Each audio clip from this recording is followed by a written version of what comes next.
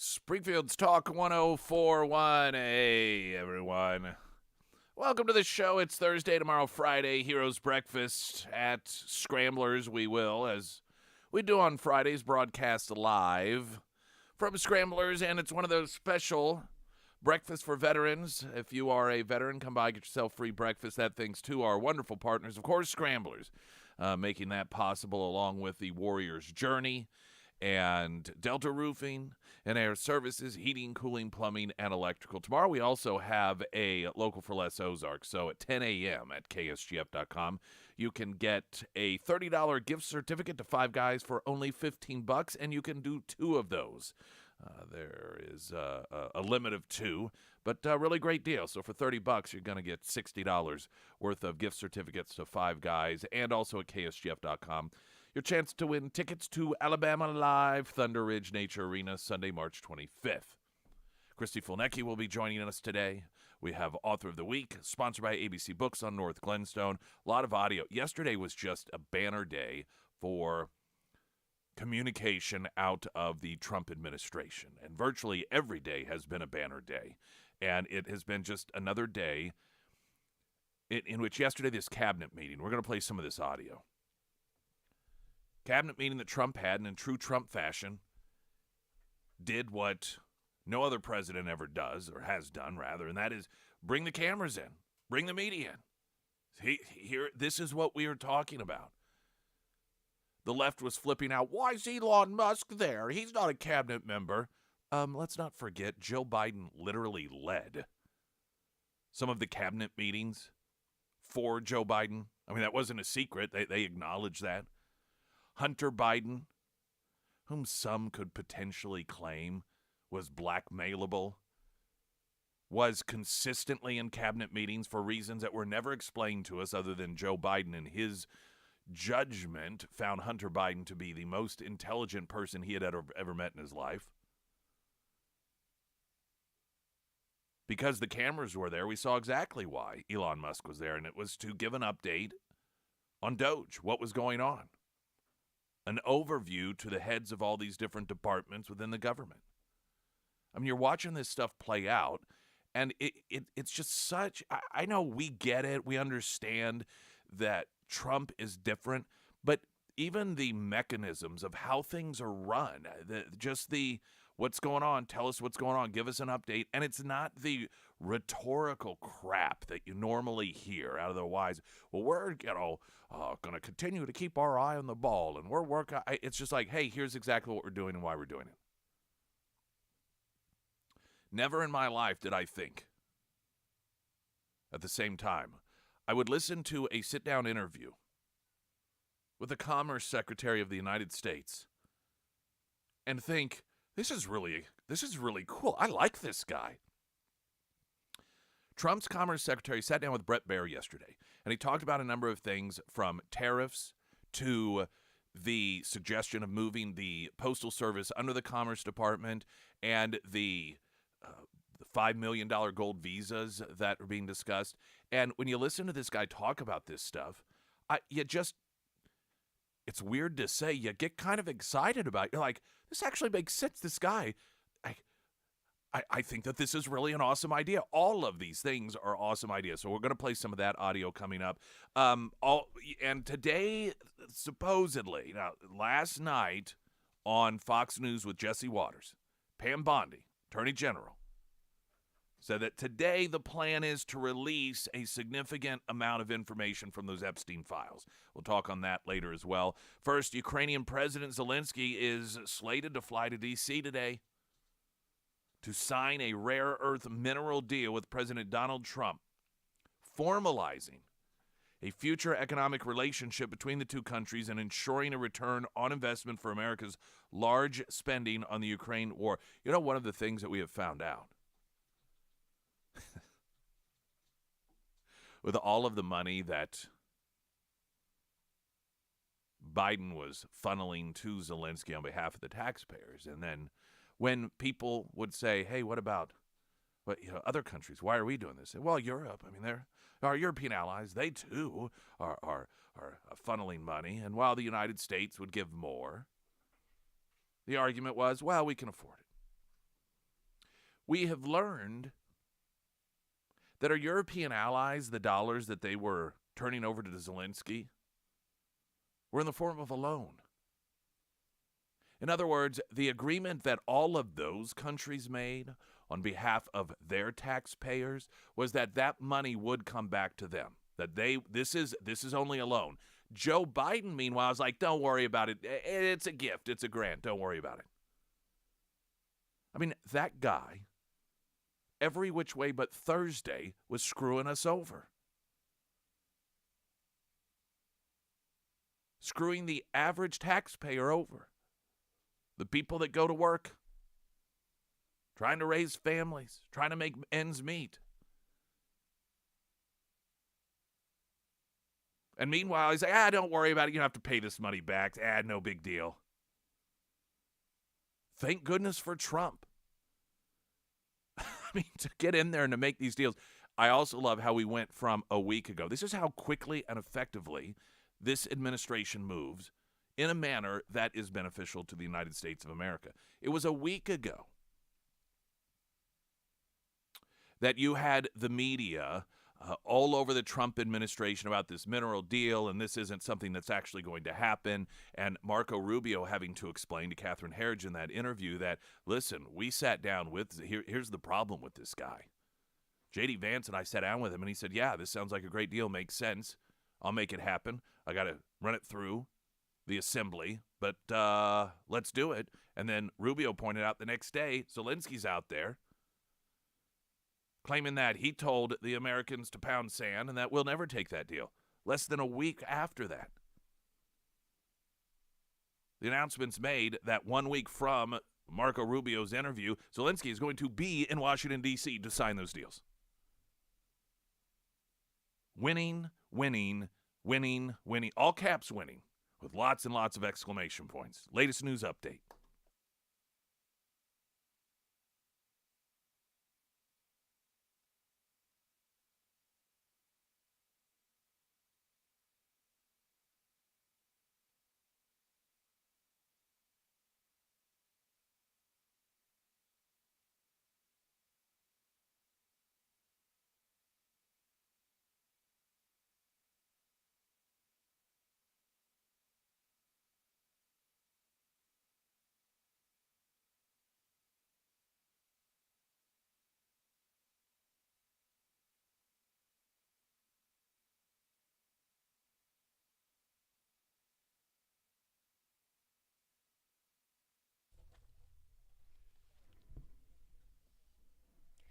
And the first alert forecast from Color 10 Fox 49 meteorologist Tom Schmidt, sponsored by St. Clair the Ozarks Home Improvements. Today it'll be sunny and breezy with a high near 62. Tonight clear with a low around 38. For your Friday, once again sunny and breezy, we'll see a high around 67. And for your Saturday, sunny with a high near 52.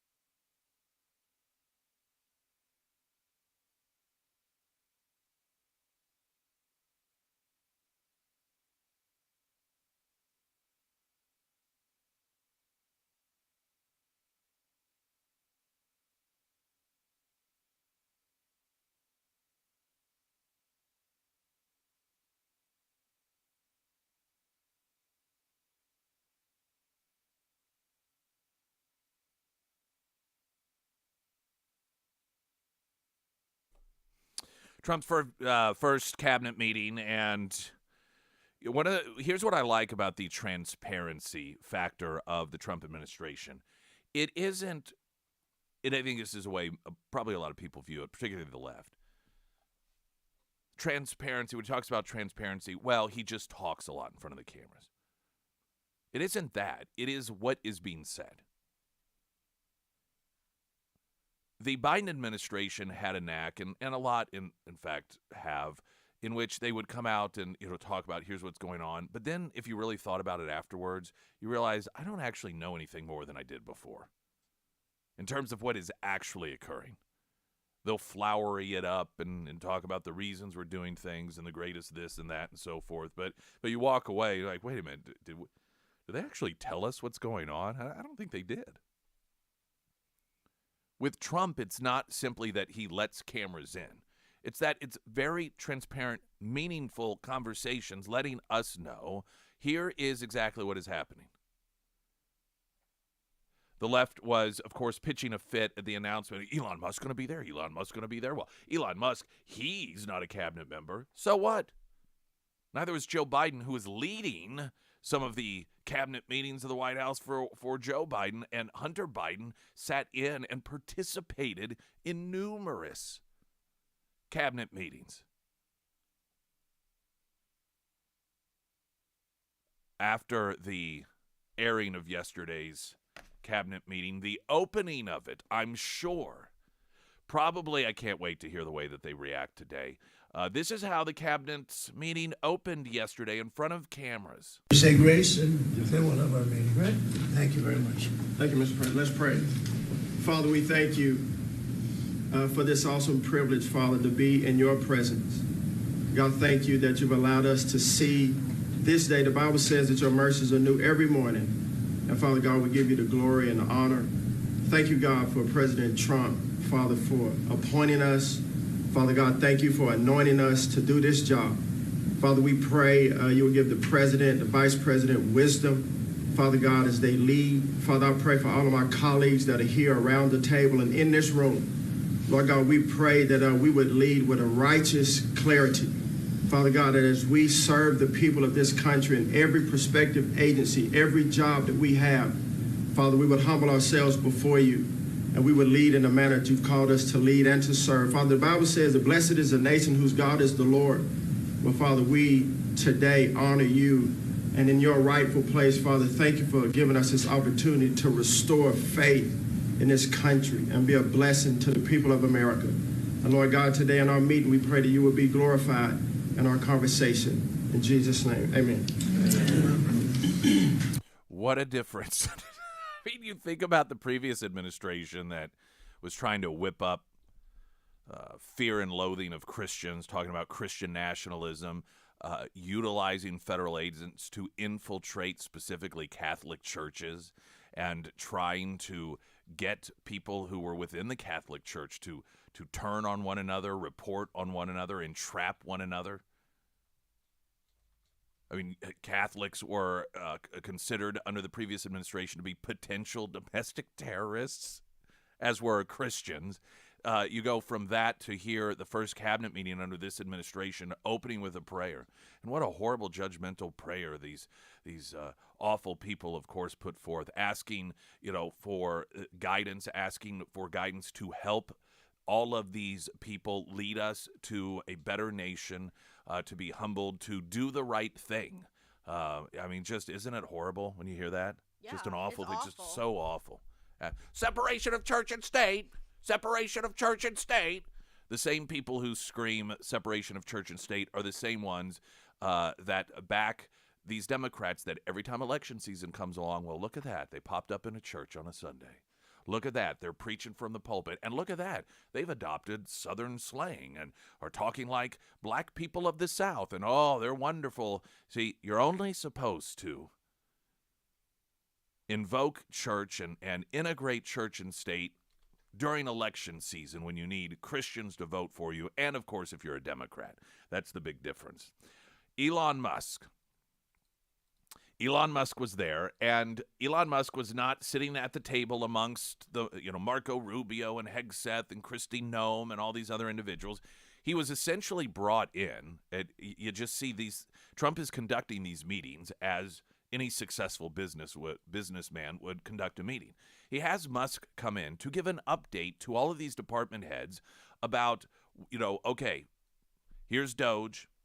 Here's what I want you to do, Elon. Come in, just, kind of, even though everybody has a concept of it, explain from your perspective, Doge, and the importance of it, and kind of just let people know how things are going in the first couple of weeks of Doge.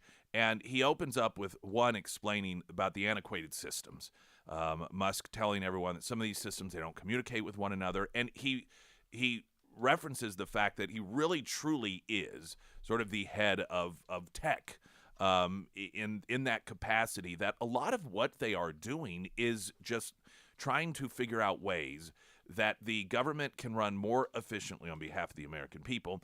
From the technical standpoint, getting these antiquated systems that don't talk with one another, figuring out a way for all of that to be more efficient. See, Elon Musk, he really is approaching this just with only that in mind. How can we make things run better? We are just not used to this. And he would talk a bit about that, and then he expanded a bit on what it is that he's doing. And when you listen to just the way that he talks, it is so refreshing. It's straightforward. It's not rhetorical. It is unvarnished. And here's some of what he told the cabinet members. The overall goal here with the Doge team is to help address the enormous deficit. We simply cannot sustain as a country $2 trillion deficits. The interest rates, just the interest on the national debt, now exceeds the Defense Department spending. We spend a lot on the Defense Department, but we're spending over $1 trillion on interest. If this continues, the country will become de facto bankrupt. It's not an optional thing; it is an essential thing.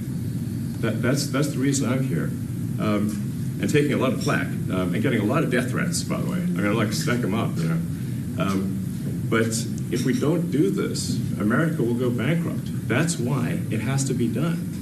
And I'm confident at this point. Knock on wood, knock on my wooden head. Got a lot of wood up there, that we can actually find $1 trillion in savings. That would be roughly 15% of the $7 trillion budget.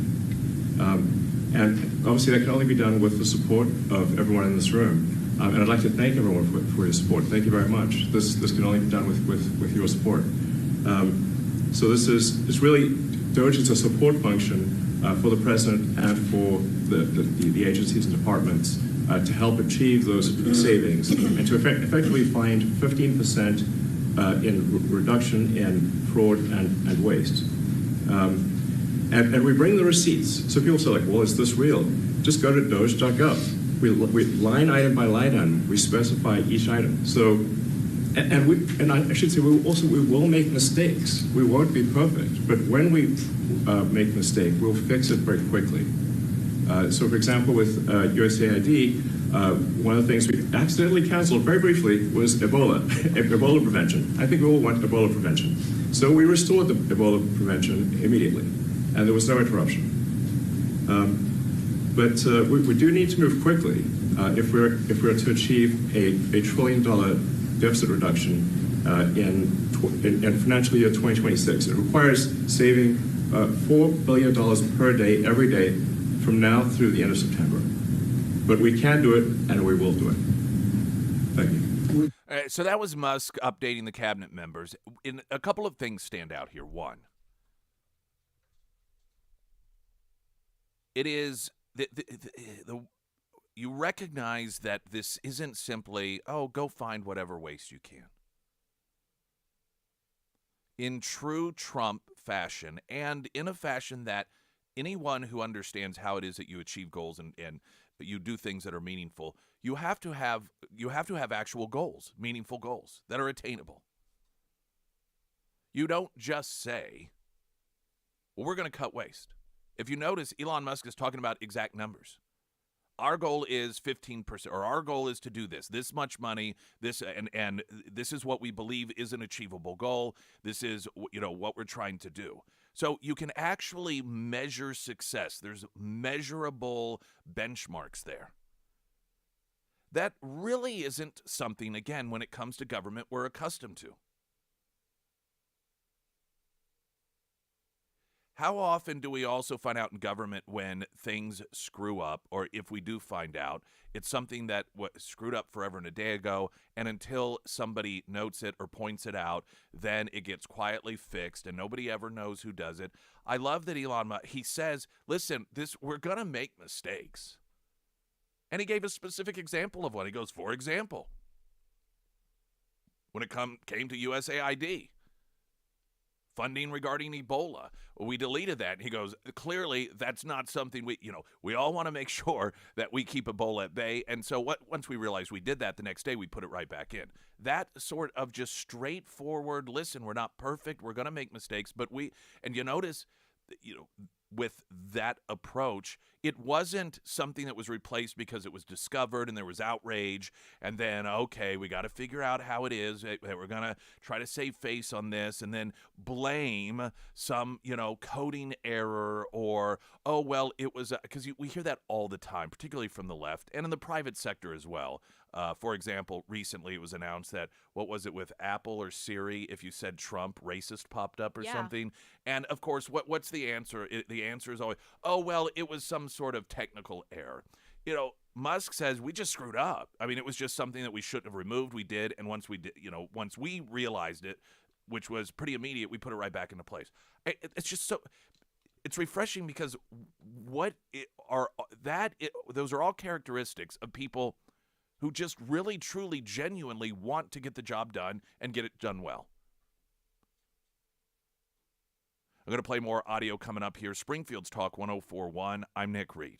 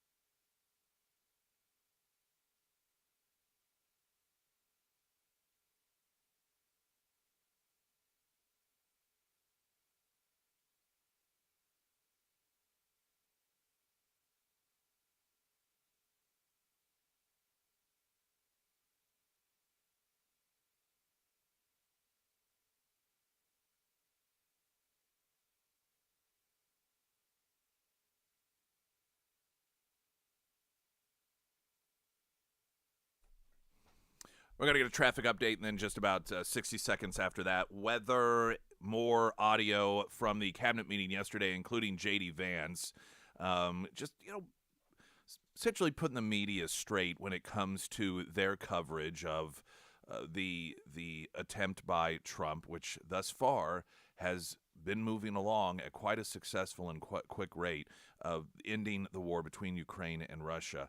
And, he just within, I'd say, 30 seconds manages to summarize things in such a clear fashion. And so we'll have that audio, just immediately after the weather update here in just a couple of moments. Pyramid Roofing Company talk and text line is 447 KSGF. I'm Nick Reed.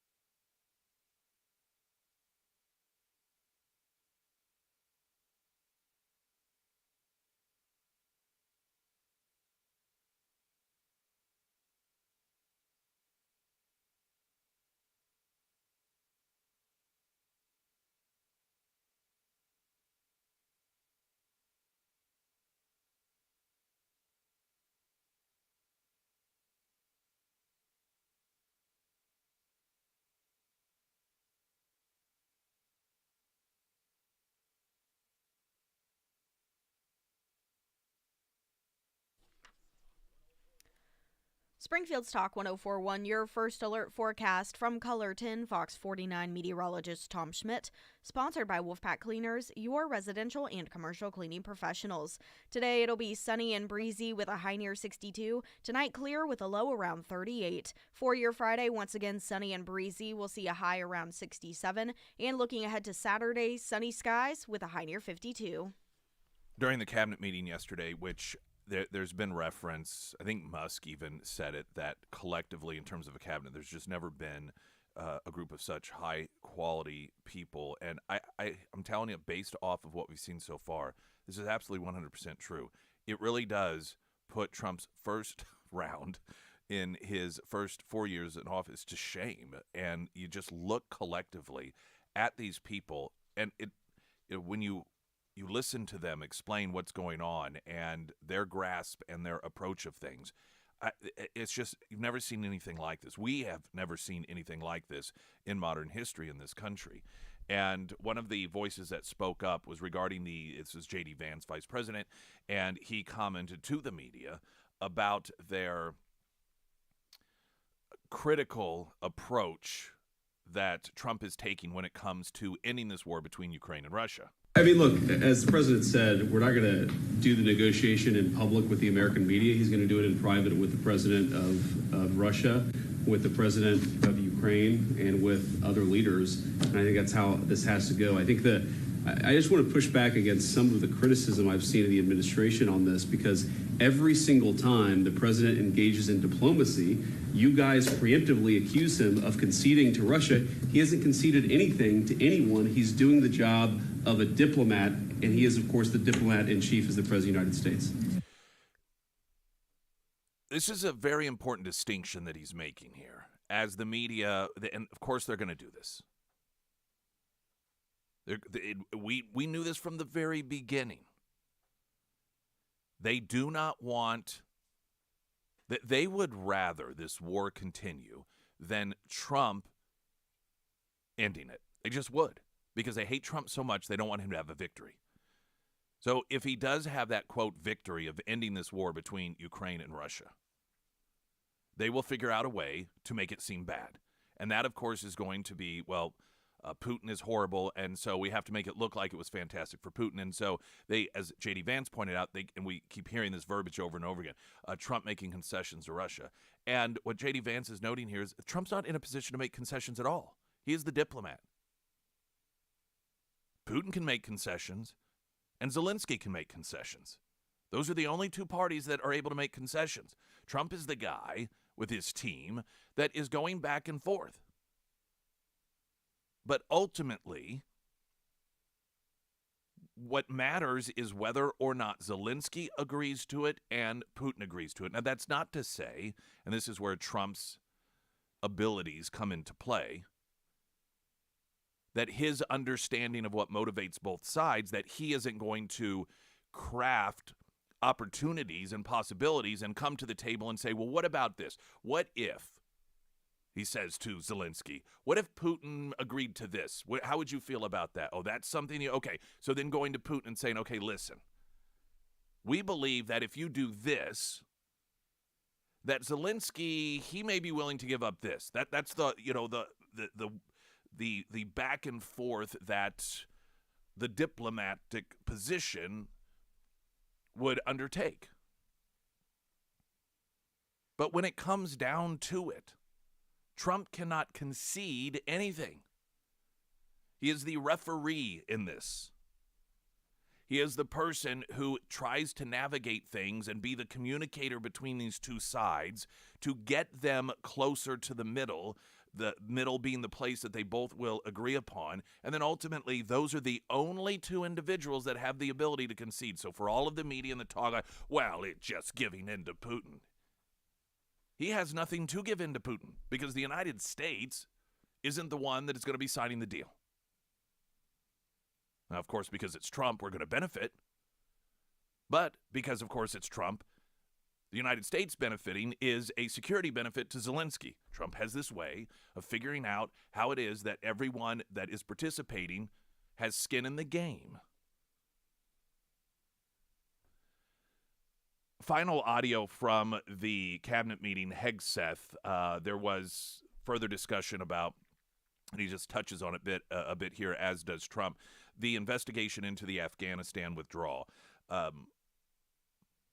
Aside from the devastating impact of the event itself, the level of disrespect it showed to our military by the Biden administration, and, given a terrorist organization, their own country, their own military, and billions and billions and billions of U.S. tax dollars, there was the reputational damage that was done in which the Biden administration did victory laps over that complete and utter embarrassing failure, signaling to the world that our standards were so low that we viewed what occurred in Afghanistan as a success.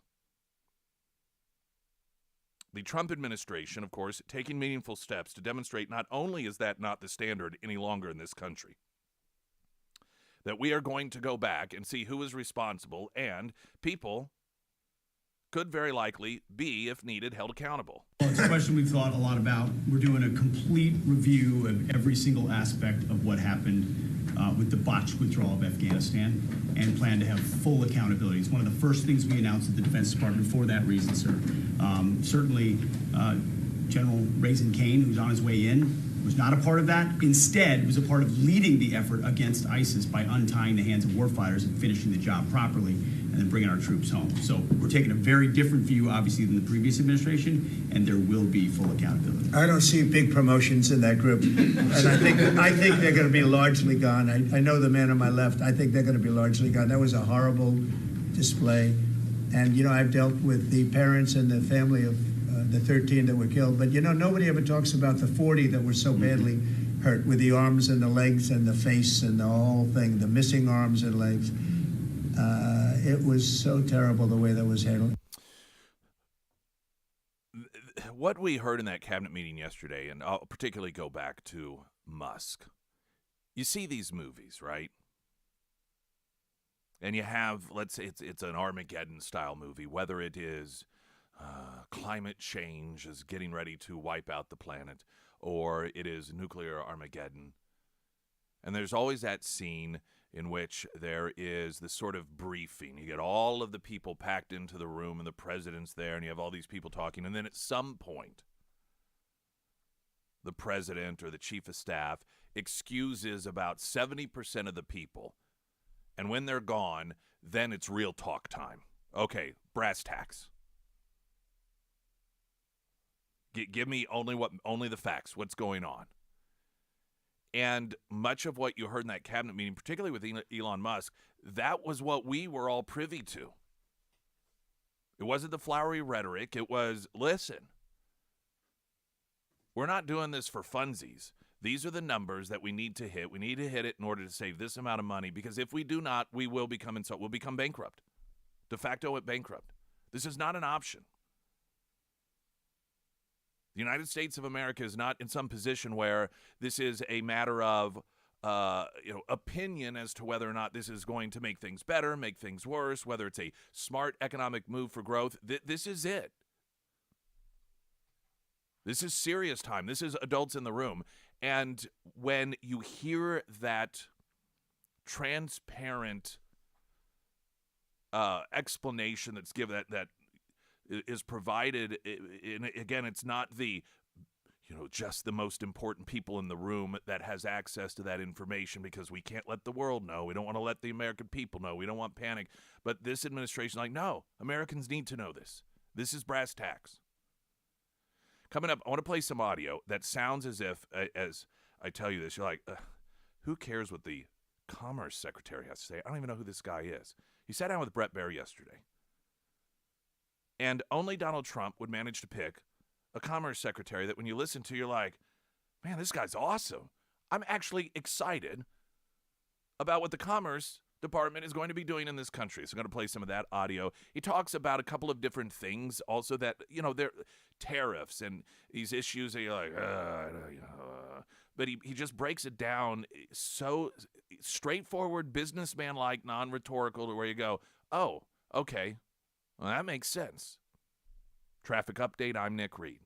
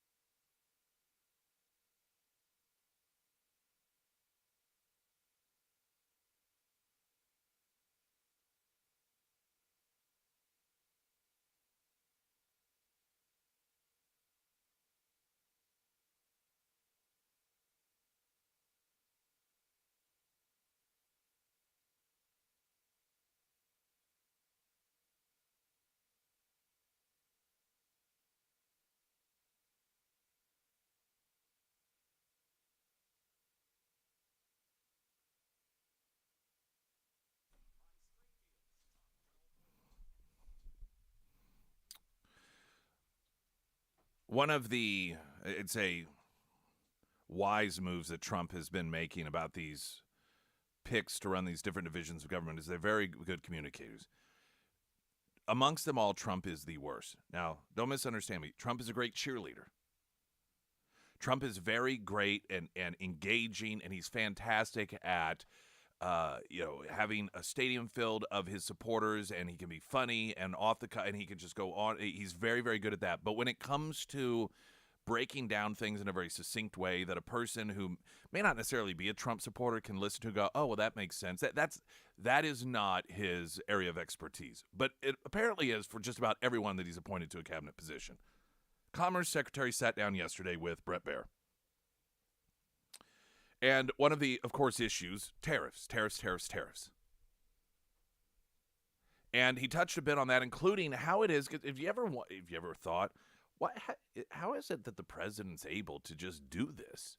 Like the president just is able to I'll put this tariff over here and that tariff over there. So he talks just, a bit about how it is the president is able to do that and his approach, Trump's approach, when it comes to the utilization of tariffs. The rules, so what happens is, in order for the president to issue tariffs, he has to follow the laws that have been written by Congress. And those laws say he's got to study the problem, define the problem, and then execute a solution to the problem.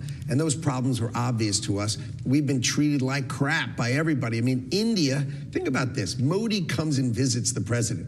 And as the kindness of his heart, he says, I'm going to reduce the tariff on Kentucky bourbon from 150% to only 100%. I mean, talk about guts. You got to be kidding me. These countries treat us like crap. And now President Trump has said, enough. We are going to be treated fairly around the world. This policy started in 1945, 80 years ago. Do you think it's time that we refresh it a little? A couple of points here. One, and the media does act as if tariffs are some brand new thing. And Trump, these tariffs, these are awfully pointed. This has been going on for decades and decades and decades. And what Trump has recognized and what he is acting on, or his approach here, is the recognition that we have been taken advantage of because we can afford it. The news, they love to cover this. Oh, Canadians are so mad at the United States. Oh, Canadians are boycotting the United States. Oh, how horrible this is. And what Commerce Secretary Howard Lutnick is pointing out here is that we're the ones who, all of these other countries have been using tariffs, beating us to death with tariffs. Our industries. How about a little sympathy for the United States of America? Where is the media when they talk about unfair tariffs and, how awful it is to do harm to citizens across the world? We are the ones who have been on the punishing end of this for decades. And Trump is simply saying, hey, I'm tired of the United States being treated like crap in these deals. Specifically Mexico and Canada, and where things stand with those specific tariffs. Brett Baer asked about that. You explained that Mexico and Canada, they had this 30-day pause for the 25%, and they're going to stipulate border security measures and fentanyl interdiction and show that. And if the president likes that, do they still not get the tariff? It seemed to me like he was still talking like even if that 25% tariff is probably going to go on Mexico and Canada. So on April 2nd, when he says April 2nd, that's the baseline tariff. That says how you treat us is how you get treated. So you think, okay, well, we have USMCA, right? So we're supposed to have a free trade agreement with Canada, but they have a 5% national tax. Oh, well, that's 5%. They tax all our dairy products. They tax so many different things, lumber. They tax our food. It's outrageous. They basically cheat around the sides, and then when we don't act, they stop cheating around the sides. They cheat right down the middle. And the president is sick and tired of it. He's sick and tired of the countries adjacent to us inviting in China to their model, right? Who does steel in Mexico? You think it's Mexicans? No, it's Chinese companies. It's got to stop. The president's on it. So here's what he said. Tariffs, if you don't stop the fentanyl, you don't stop killing Americans, I'm going to slap a 25% tariff on you, and I'm going to teach you a lesson. So they immediately put their military on the border. They started stopping it. So we'll just see if they did a good job or not. We'll see. But then April 2nd, it's his turn to say what's fairness, who's treating us fairly, and everybody's got to negotiate. Tariffs. That's reciprocal. How you treat us is how we'll treat you. And doesn't that sound sort of reasonable? Yeah. That's because it is reasonable. I mean, it's so reasonable. It is such a shame that there is a segment of the population that is more obsessed with hating Trump than they are about America just being treated fairly. all of these things that Trump is doing, not that everyone is going to turn out exactly as he wants it to, but it's all for one very basic thing. That the relationships are reciprocal, that it's just even treatment. And by the way, this isn't just a Democrat thing. Republican presidents have allowed these things to occur, and again, because, well, we can afford it. But for all of the portrayal, and this is what's so important, the portrayal of tariffs, something that the evil United States is using against, all of our allies and how horrible. They are the ones who for years and years and years have been pummeling us. If you want to look at the utilization of tariffs against products that, as something that is a bad thing, it's a bully thing to do, then the real offenders are all of these other countries that we have trade deals with, that we exchange commerce with. We've been the victim in this all this time, and Trump is simply saying he doesn't want to make them all victims, just wants even Stephen. And to Howard Lutnick, the Commerce Secretary's point is that reasonable? To reasonable people it is.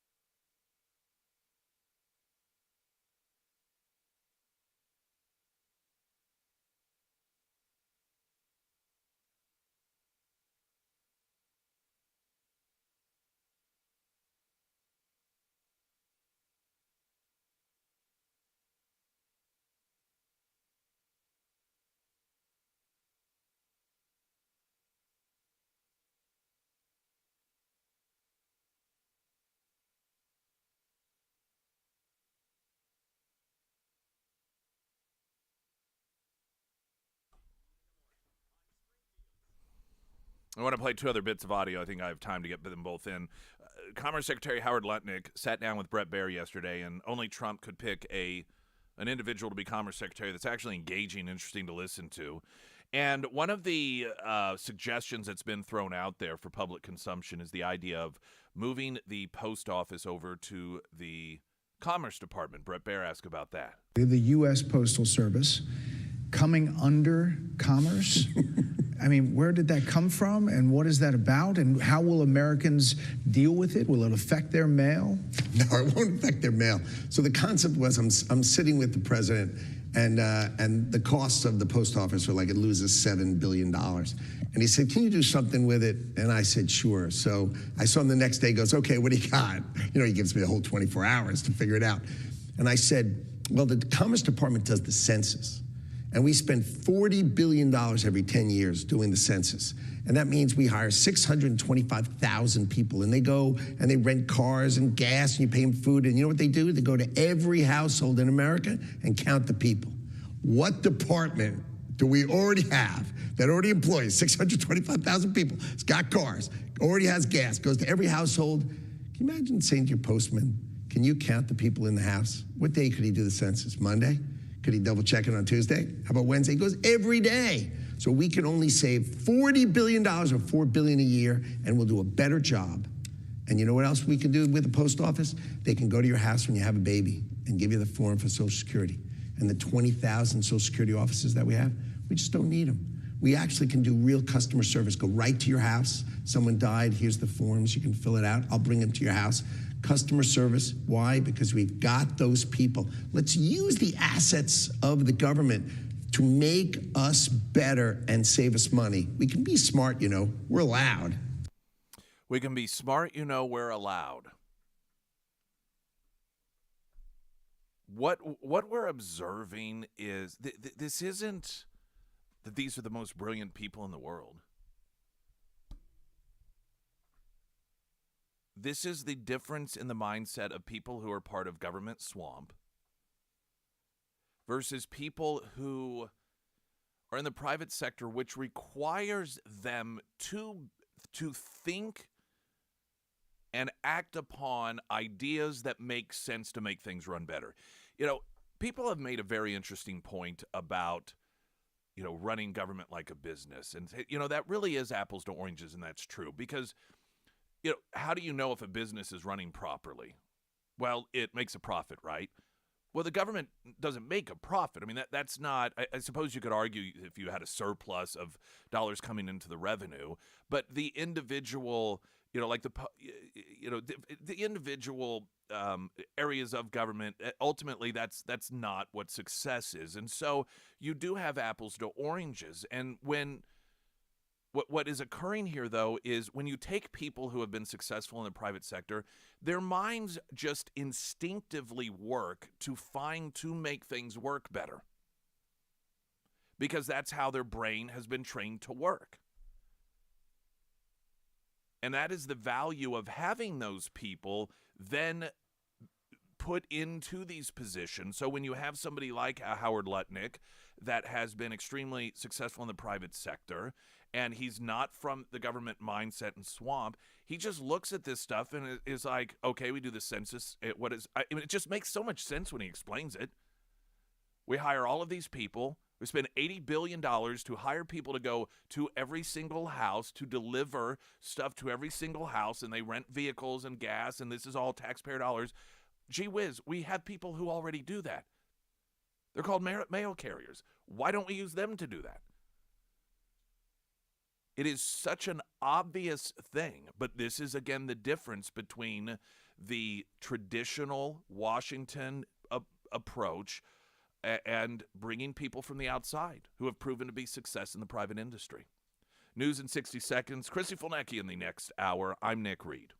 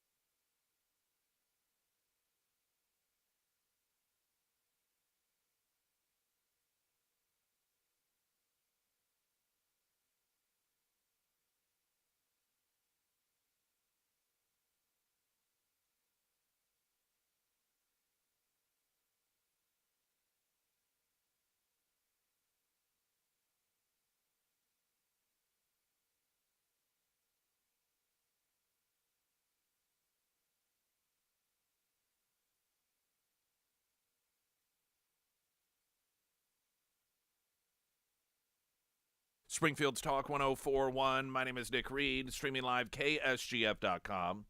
Heroes Breakfast coming up tomorrow. If you're a veteran, come by as we broadcast live from Scramblers. Scramblers along with Air Services, Heating, Cooling, Plumbing, Electrical, Delta Roofing, and the Warrior's Journey, all providing breakfast for veterans. Also, at KSGF.com, 10 a.m. tomorrow, Local for Less Ozarks, you can get a $30 gift certificate for 5 guys for only $15, and you can get up to 2 of those. And then, of course, at KSGF.com, you can register currently to win tickets to see Alabama live at Thunder Ridge Nature Arena, Sunday, May 25th. We have weather coming up in a moment. Christy Fulnecki joins us, so first I want to go ahead and jump over to get the latest news update, get that taken care of.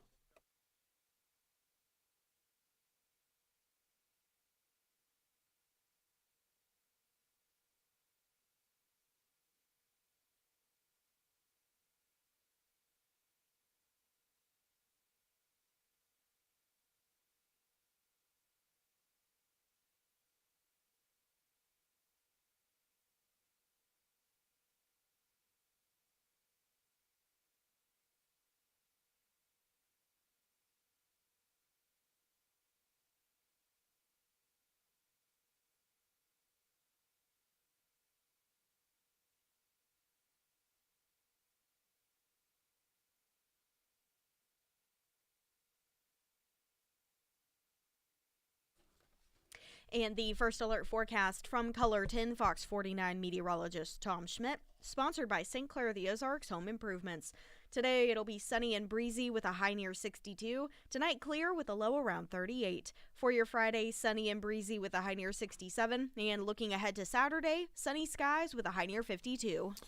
Christy Fulnecki joins us. I want to replay some Good audio. morning. Good morning to you. I want to replay some audio from the last hour regarding the potential moving the Postal Service under the Commerce Oh, Department. yeah, And that's so awesome. Yeah, well, so yesterday, Yeah.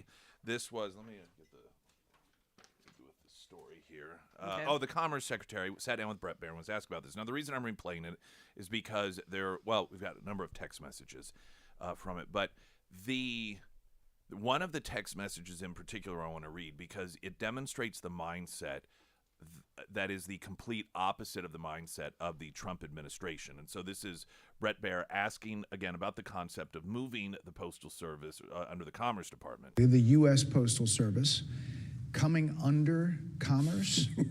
I mean, where did that come from, and what is that about, and how will Americans deal with it? Will it affect their mail?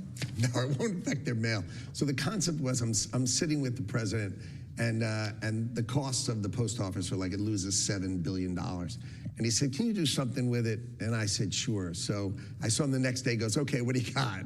You know, he gives me a whole 24 hours to figure it out. And I said, well, the Commerce Department does the census.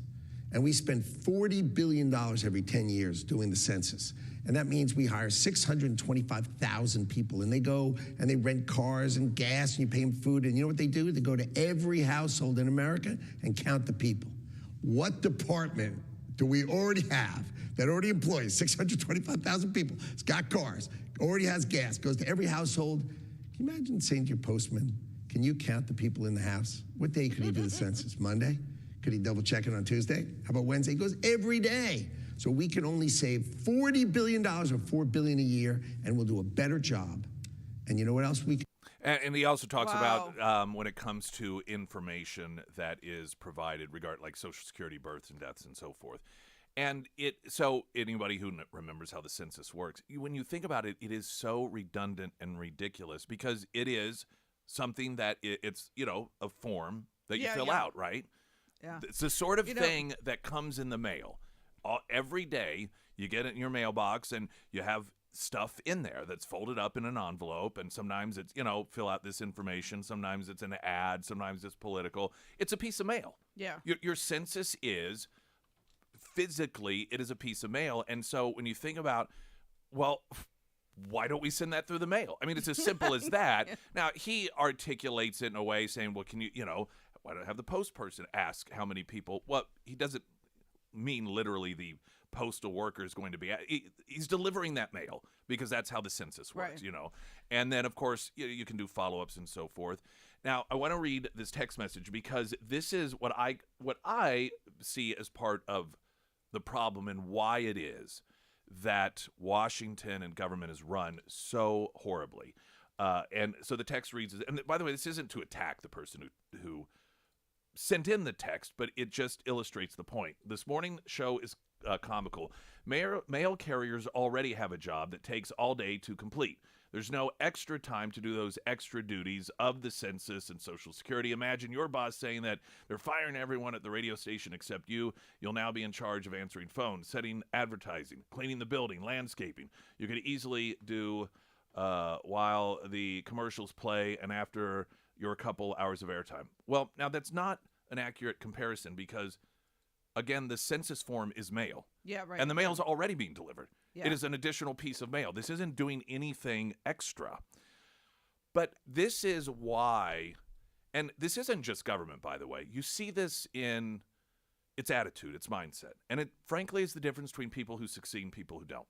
Whenever there is a new way of doing things, you have people who all they do is they tell you the reasons it can't happen. Yeah. That's all they do. This is why it can't happen. This, and this.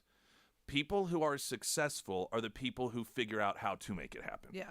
And that doesn't mean that every idea is doable. Sometimes you try new ideas and they don't work at all. Sometimes they work a little bit, and so you tweak them. But that, again, is the difference between successful people and those who aren't. Those who say, here's all the reasons we can't do it, and those who say, well, let's figure out ways that we can do it. Yeah.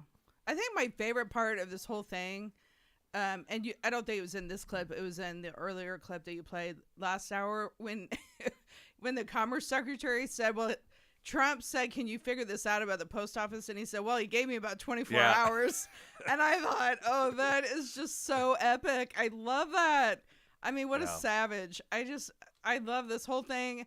And I love that, them having their cabinet meeting yesterday. I mean, I was looking at that and I thought, these are like the Avengers. I mean, these are like the superheroes of America right now. Somebody had texted in a comparison to, I use the kitchen nightmare comparison oftentimes, but there's another one with bars. That's the guy's kind of bald and he goes around, same sort of thing, to bars that are run very poorly, that are running into the ground, so they reach out for help, and he comes in, tell them, here's what you need to do to fix it. Yeah. And that's what the Trump administration is. Like, Trump is Gordon Ramsay. Trump is whatever that guy's name is, that comes in, and then even when the people who ask him to come in because, hey, things are going wrong, we know, we need help, and so he or his people that he assigns say, all right, here's what needs to be done. There's a segment of those very people who know that they need help that immediately start saying, well, we can't do that. Yeah, right. We can't do that. We've always done it this way. Well, and that was the problem with this first term, because he had all those Right. bureaucrats that were around him, and he couldn't get done what he wanted to. But I mean, everything happens for a reason. Maybe there was a reason that he was supposed to lose that middle election so he could do this and figure out who he was supposed to put around him. And I would, for people who are listening, and like I said, it's not a criticism. Everyone approaches things differently, and a lot of it is you can change it. It's the difference between positive and negative people. You can literally, there have been scientific studies on this about the way that your brain fires off, and how after a while, if you begin to think a certain way, that becomes the default, because that is physically the easiest path for those little neurons to fire, sort of like water flowing and erosion. And unless you make a deliberate effort to divert it, you're going to, by default, continue to go down that path. And if you are a person who, every time you hear a new idea, or every time, maybe it's at work, and somebody comes along and like, hey, let's try this, if your immediate response is to only think of all the reasons that it can't happen, that is not a pathway for success. Yeah. And again, that doesn't mean that every proposal is going to work and that there's always a way to come up with a successful solution. But if you're not able to at least figure out ways that, okay, well, let's try this. Let's see if this works.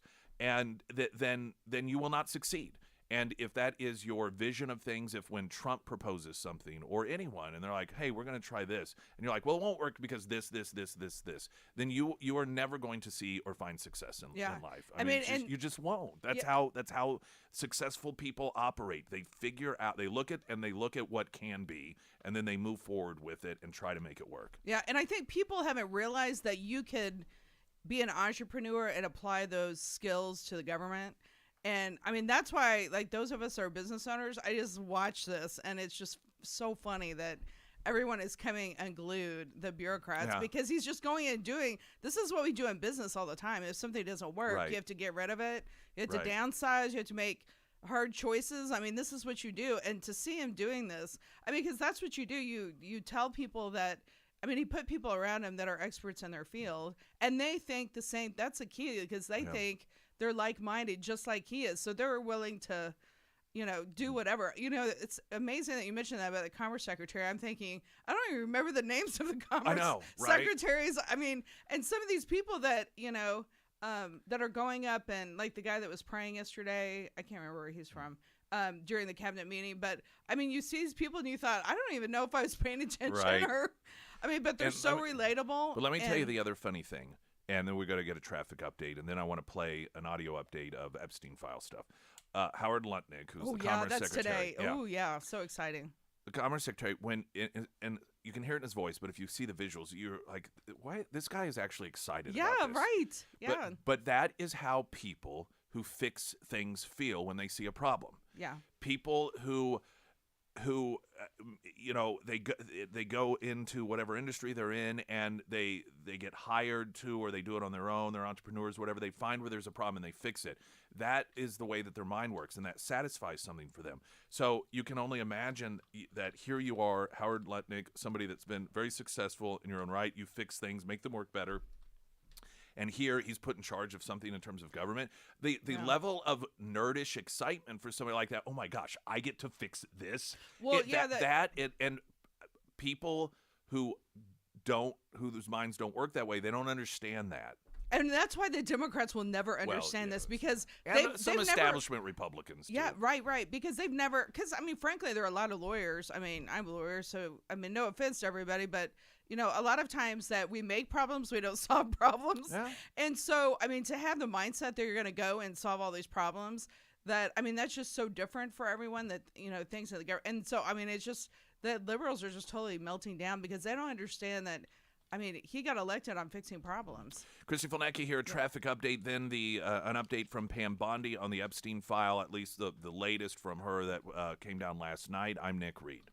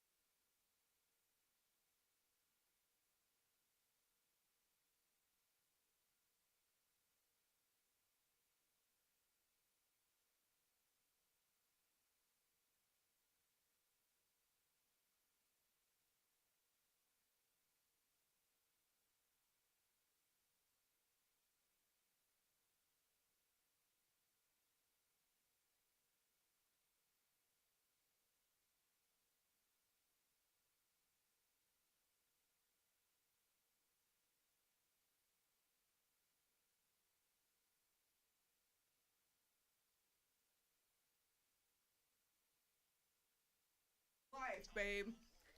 Christy Fonecki with us. Yes. Last night, Jesse Waters, and he asked Attorney General Pam Bondi about the Epstein files. Like, what's the holdup? What's going on with this stuff? You said last week that you have the Epstein files on your desk.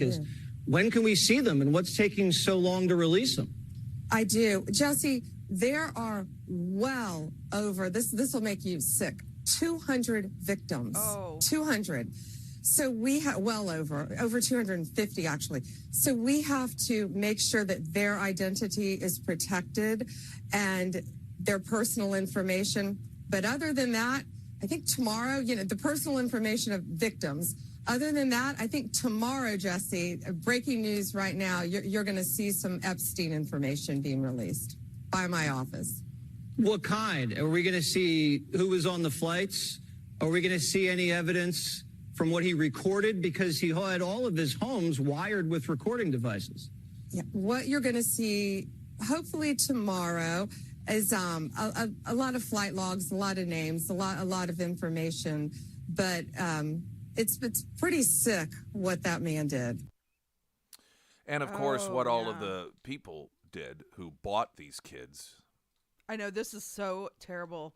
And the frightening thing is that no one has been talking about it until Trump's administration came in. I mean, as far as releasing the information, that just tells you how evil Biden and their administration was. Because I mean, this is sick. How can you do this to kids? Well, obviously Biden's the one that's sniffing young children, so they had their own issues. But I think it's this is terrible.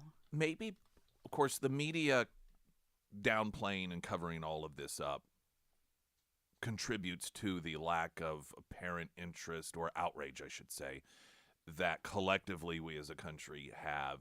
But when you just think about the reality of what this means that now well over 250 victims. Yeah. Now, that doesn't mean necessarily well over 250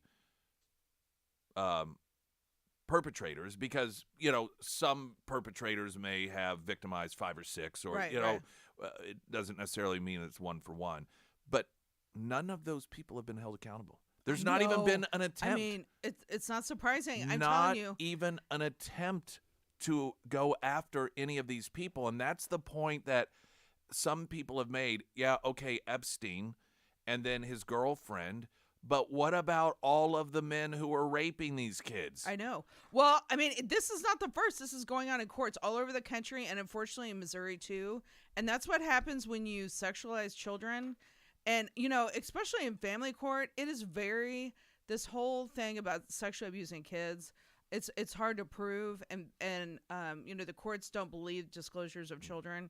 And so this just makes me, I can't even imagine what this is going to say. But, I mean, it's just tragic that no one has been held accountable in this. And we don't know what all people are going to be on the list, especially if we're talking about potentially hundreds of rapists.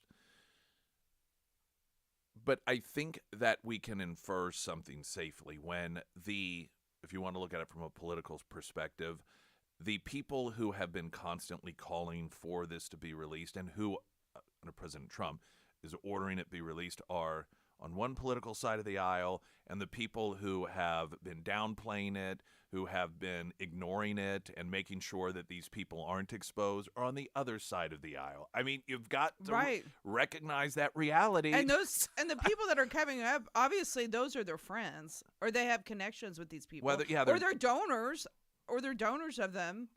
I mean, Yeah, so I wonder, and I don't know that I guess maybe you could find an honest answer, but if you're somebody that is one of these Republicans are awful and Democrats care for kids and they're the ones that Me Too and everything, how do you rationalize this? I mean, how is it? Because do you just pretend as if it's not happening? And maybe that's part of the reason you don't hear people on the left protesting for all of these rapists to be revealed. Or accused rapists. They're the ones. Because they just want to ignore it because they fear, based off the behavior of Democrats and all of this, that they're going to find out that people who they support are child rapists. Yeah, but they're the ones that are responsible for, sexualizing kids and pushing the drag shows on the kids and the pornography and the stuff in the schools. I mean, it's their fault. So, I mean, they're the ones that feed into this culture about, wanting, what was the big thing about the minors that they wanted to rename the perpetrator that would abuse the children. I can't remember. There was some politically correct pedophiles. term. They wanted to change. They're trying to change the name from a pedophile to I forgot what it was. Yeah, but to destigmatize. Yeah, so raping this has kids. been their push all the time to treat minors as adults. So, I mean, they should feel bad. But again, I mean, probably those people are on the list. I mean, and I imagine that some people on the left who aren't sympathetic or who do recoil at the idea of raping kids may be afraid that if the revelations are like 90% of these people are left-wingers and they're Democrats, and then you at the same time look at the push by the left to have pornography in elementary schools, that there's this sort of unspoken fear that this is really going to sort of put things into focus about the party of perverts and that this really is a common theme that you see in certain capacities, sexualizing kids, but couching it as, well, it's just education. We just don't want to ban books, so we have to make sure that kindergartners have pornography access in the libraries, and then over here you've got the all the Epstein people, and so well, and hopefully revealing this also means that they're going after the criminals. And so hopefully, well, that's the point. Yeah, right. And so, I mean, that's going to have a big cultural shift and will filter down to the courts, I hope. So that does more than I think what people think it's going to. Well, and this is what I also think needs to happen. This isn't just with the Trump administration, Pam Bondi, I suspect that there's a good chance it will. It's not just about saying, oh, these are all the people that have been accused by kids of raping them. But when obviously that means that there was some level of investigation. Oh, yeah, right. That these children were interviewed, they were talked to, their statements were taken. Obviously that occurred. So then where did it stop? Oh, yeah, right. Who was it? Because they already know the victims. Yeah, was this Department of Justice people? Was it FBI people? Who are the people who stepped in and said, drop this thing? Yeah. That's what I want to know. And how high up did that go? I'm sure we'll find that out. Christy, well, I was just going to say, I mean, every day, can you imagine going to work and the sense of justice and righting wrongs that they're experiencing every day? I know that when I save kids or families, how I feel, I can't imagine the scale that they're doing, like the service to the American people, how good they must feel. Christy Filnacki with us. More ahead. Pyramid Roofing Company. Talk and text line 447 KSGF. I'm Nick Reed.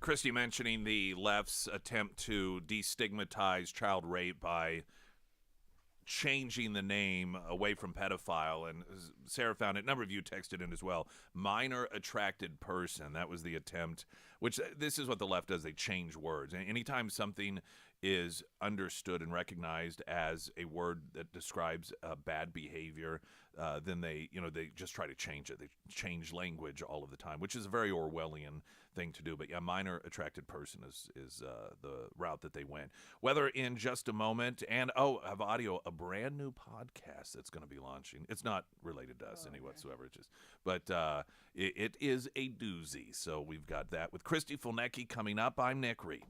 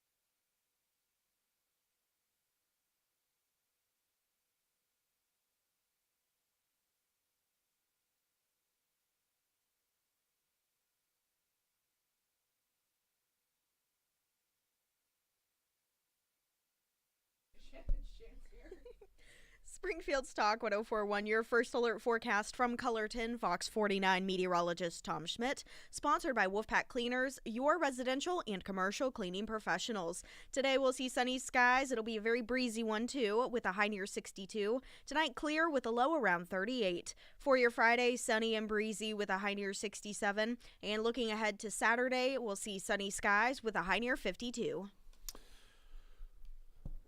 This is the audio from a video promoting a brand new and very exciting podcast to come. Oh, by the way, Sarah has a show on Saturdays that's in podcast form as well. Oh, that's right. Every Saturday, 10 a.m. So now your podcast will have a run for its money.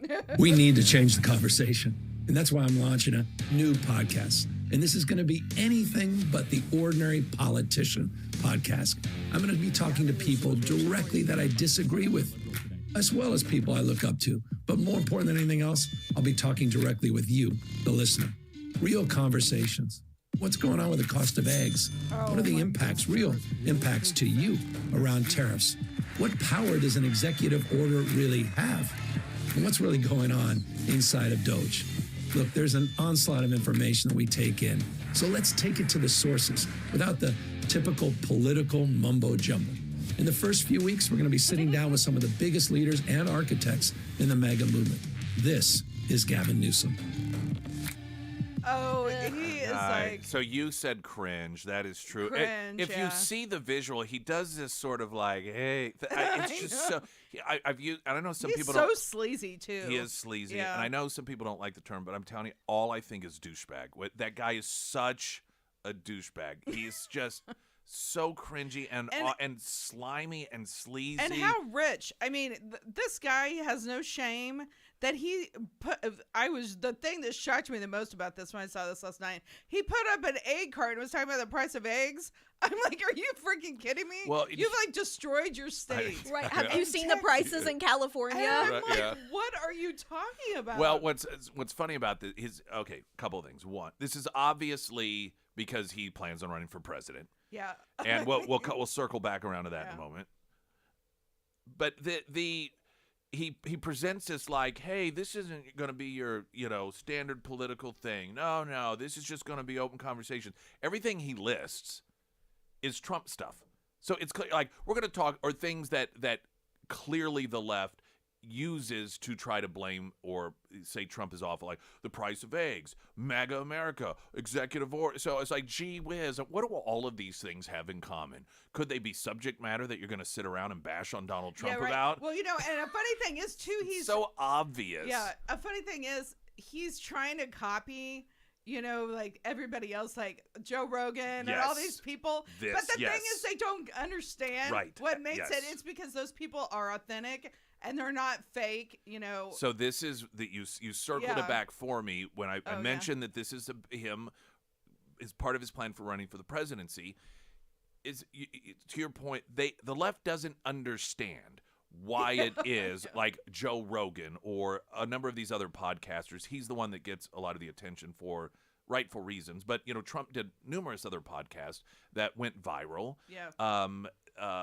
Prior to Elon Musk, they sort of led up to him. And the left doesn't understand why that worked. They think, just because it's a podcast. It's a podcast, so I'll do a podcast. It was a combination of, like you said, the host, that they're not the host that made a difference in this election with their podcast were not political people. Yeah, right. Yeah. Now they talk about political things, but Joe Rogan is one of those individuals. He's not some conservative Republican at all. I always forget there was a comedian that it went viral, a lot of Trump's conversation, with him as well. That guy certainly, he wasn't even a Trump supporter until afterwards.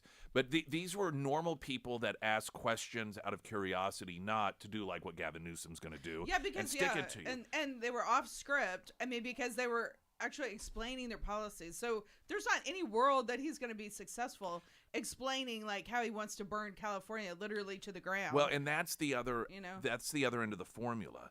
Is the reason that the podcasts were successful for this campaign was, one, the host, but also the guest, Donald Trump, who was willing to sit down and talk about anything. Yeah. Who did not require, I will talk about this, I won't talk about that. And he was able to go off the cuff and have a sense of humor. He came across as a normal person to millions of Americans who had never heard him in that format before, and that's podcast listeners of those shows. And so it was a perfect combination of hosts, the guest, and the audience that made all of that work. None of which Gavin Newsom is going to have, or the left is going to have. What is he going to talk about? His accomplishments? Well, let me tell you why we didn't have water in Los Angeles. I mean, it'll be blame Trump.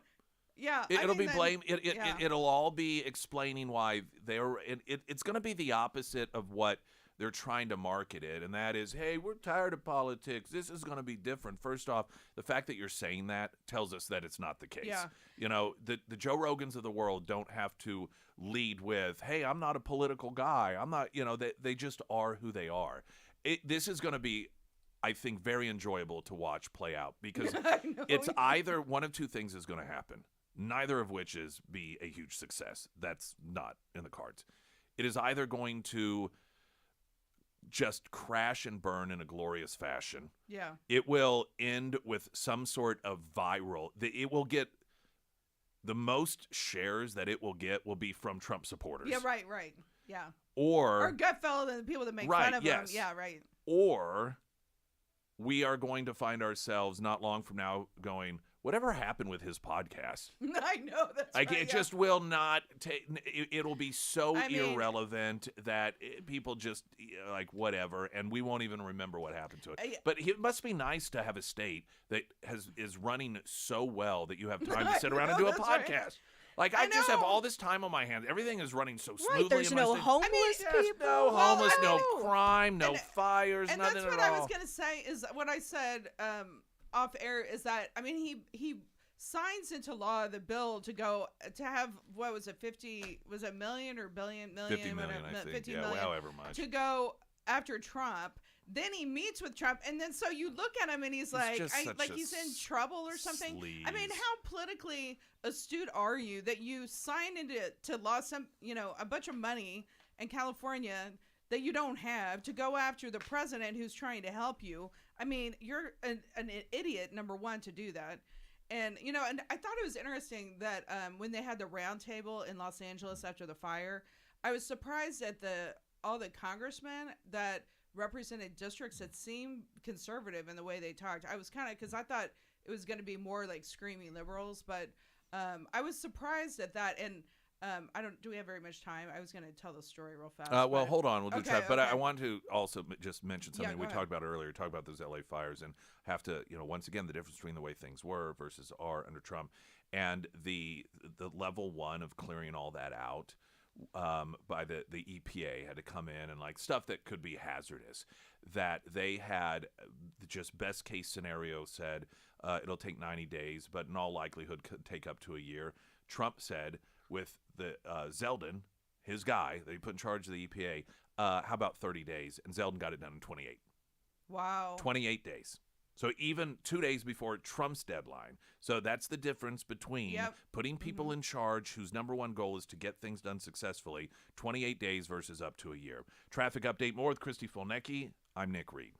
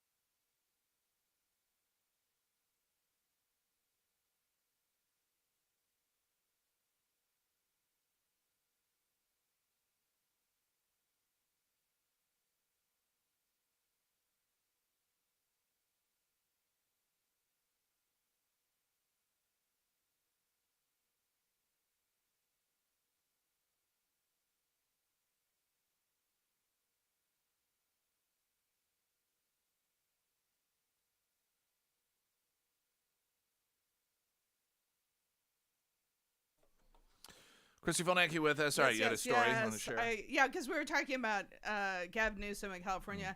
So I was talking to this FBI agent. There's a lot of music going on right now. Sorry, get distracted. And so she's a former FBI agent, and she was stationed. She was a manager in Los Angeles, and she is actually a teacher in the area. I'm not going to say where, but or her name.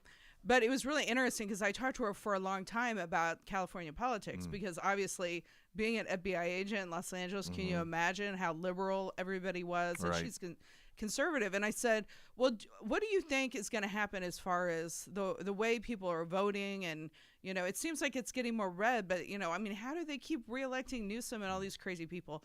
And she said, until they change the voting laws in California, she said there's so much fraud that you're not going to be able to get over that until you change the laws, because she said that when they would go vote, if you didn't vote in the morning, that a lot of her friends, it would had registered that you already voted. Can you imagine going and they're saying, well, you already voted. Well, and they do jungle primary, which also means that there's no primary for the separate parties.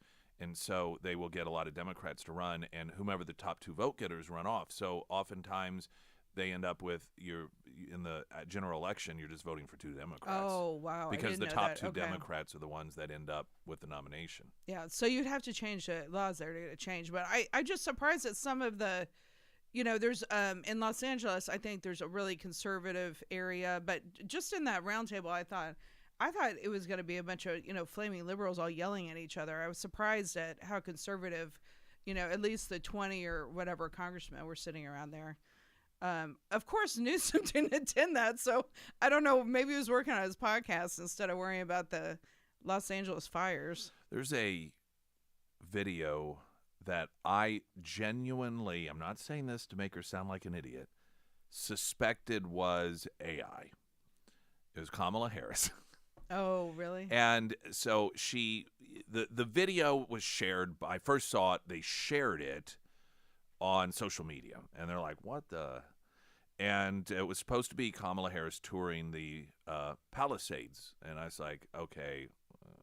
So I looked it up because I saw in the video what was supposed to be a reporter asking her a question about how she felt about what she was seeing, and I saw the mic decal, and so I looked on, and it was sure enough KABC, and this was an actual news story. She was there, and so there were ABC 7 in Los Angeles, and they noted that she toured the area alongside LA County Supervisor Lindsay Horvath.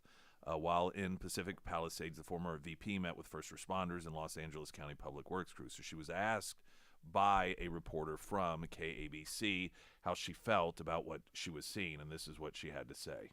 Goes through your mind when you see this? You're here, you're now seeing it up close.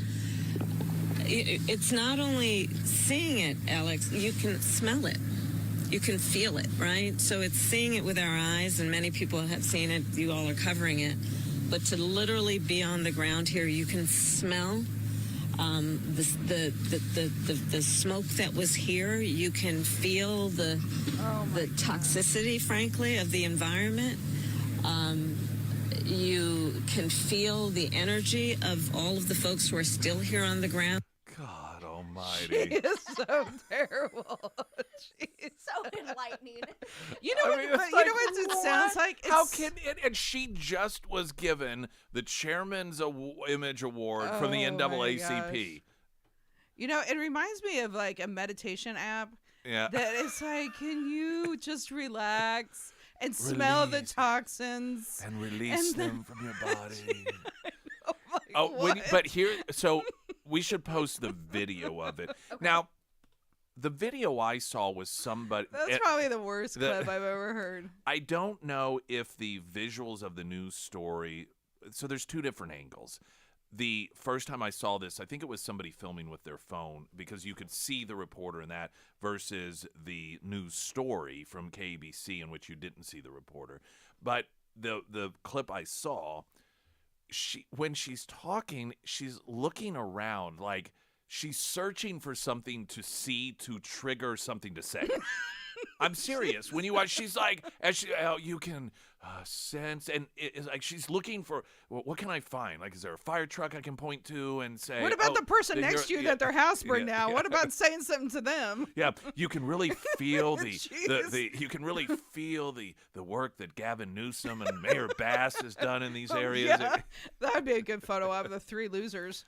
Well, if my house just burned down and I heard that, I would be so furious that you can't even say, I feel so bad, for you, and talk to the people that you're talking about, the smells and the whatever. You're not even talking about, number one, solving a problem, and number two, she has no empathy for the people that just their whole lives have been devastating. And so it's all about her. Like, I can smell the toxins on, I need to go get on my plane and go back to wherever. The most recent prior to this video of her circulating was when she went backstage some production, and a lot of people thought she was drunk. But this, I don't think she was drunk. It does sound like maybe she was on gummies, potentially. I mean, you just listen to tell me, or like psychedelic. Yeah, but I'm gonna before the traffic. I want to play it again because here's what I want you to think about. And I mentioned earlier that, and this is the difference between if you imagine Kamala Harris winning versus Trump, and Trump appoints Lee Zeldin to be head of the EPA, and prior to that, the EPA had said it may take up to a year for us to get stage 1 of cleanup done. Trump told Zeldin, get it done in 30 days. Zeldin got it done in 28.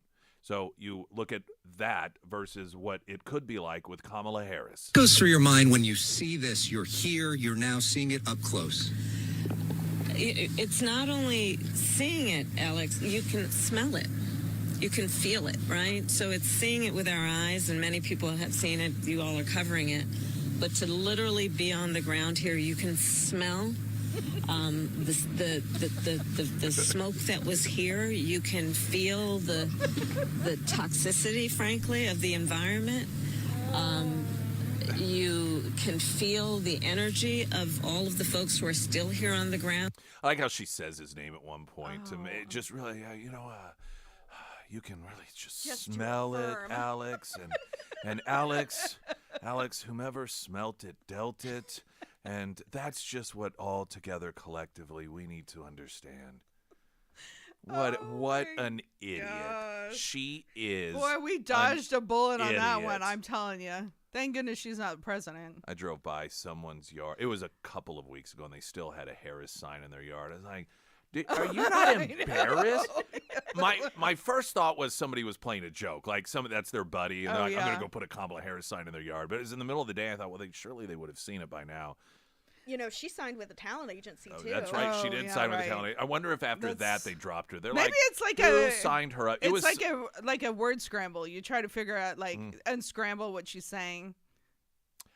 So that's the talent. Everybody tries to guess what she's saying. I bet she got signed on with an agency, and they put her with the new guy. Like, he's brand new, and it's sort of a razzing. Like, hey, let's sign up. Put it with Philip over there. Like, Phil, we got a big one for you. We've just been so impressed with your resume and your internship work that you get Kamala Harris. That's going to be your very first client. You know, Philip Good was luck. like, yeah. Oh. I know, that's right. Hey, do you think we can And you have to be profitable. You have to make money. And people actually have to pay her. So can we steal Joe Biden from that other agency? Yeah, I know, that's right. Hey, you don't have USA anymore to help, so. More with Christy Fulnecki in moments. I'm Nick Reed.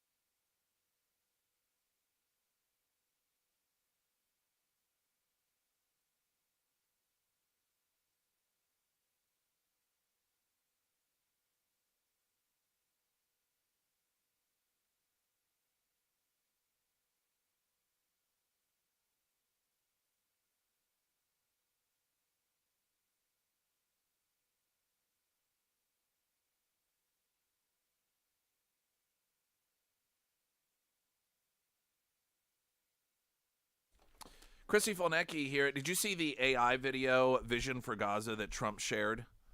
I don't think so. Oh, man.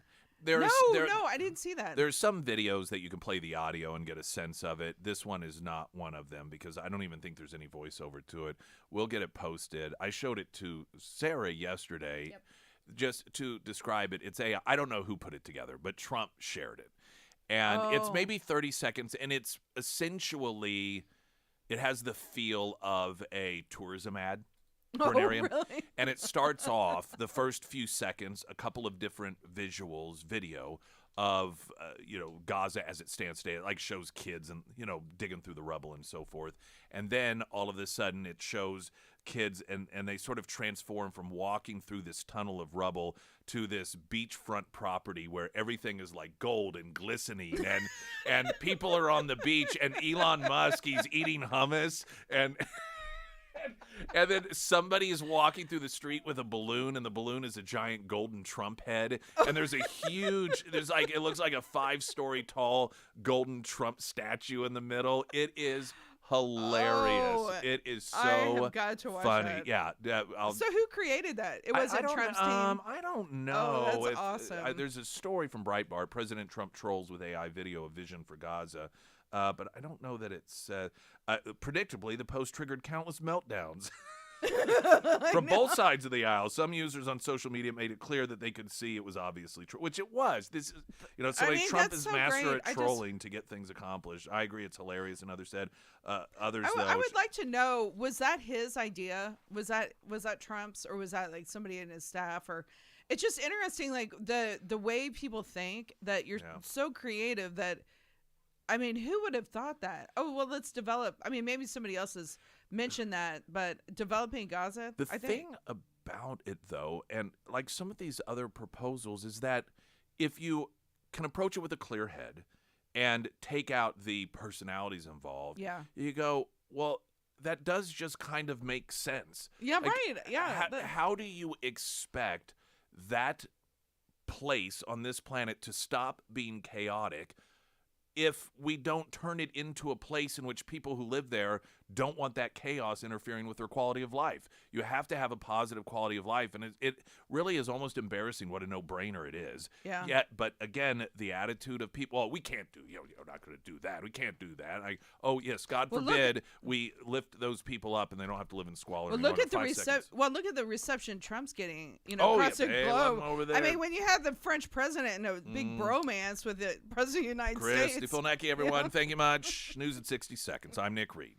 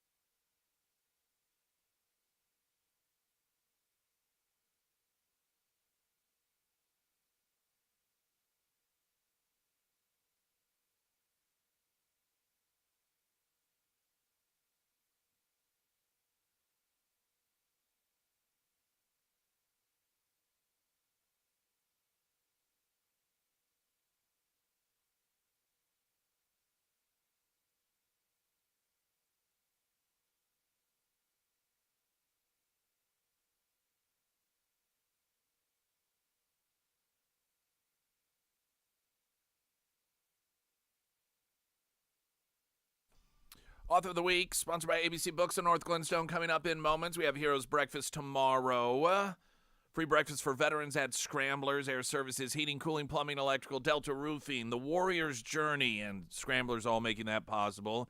I believe we'll have Emily Johnson, House Theory Realty, joining us. If you have any questions regarding selling your home, buying a home, maybe doing both at the same time, or any questions I've always wondered this, but I don't want to bother her. She's busy. Come by.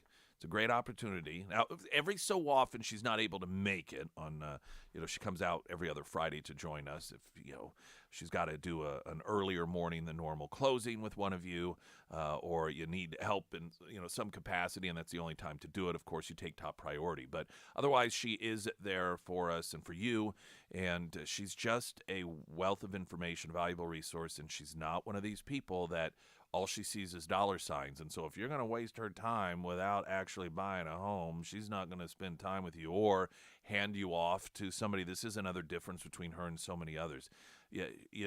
She's not just the face and then have a full staff of people that handle you, in which 90% of the time you're dealing with other people. She's your personal person, right? The whole way through.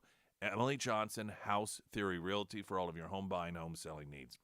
I want to mention that we were talking about this off air, and the video, is that AI video that Trump shared? Did we post that? Get that posted? Yeah, I'll share that to the Nick Creed Facebook page. Somebody had put together, don't know who, it has the feel of a tourism video of a future Gaza. And it's, Trump Gaza. Trump shared it. It's hilarious. And he shared it for reasons I'll explain here in a moment, I believe. But the very beginning of it's showing Gaza as it is today. And then it's using AI to show what Gaza would look like or will look like if Trump is, true and accurate in what he sees for a future there. And it's got Elon Musk eating hummus and dancing, and Trump. There's Trump and Netanyahu are on the beach together in these loungers, and a huge statue, a gold statue of Donald Trump, and people are celebrating. It's wonderful. It's hilarious. It's absolutely hilarious.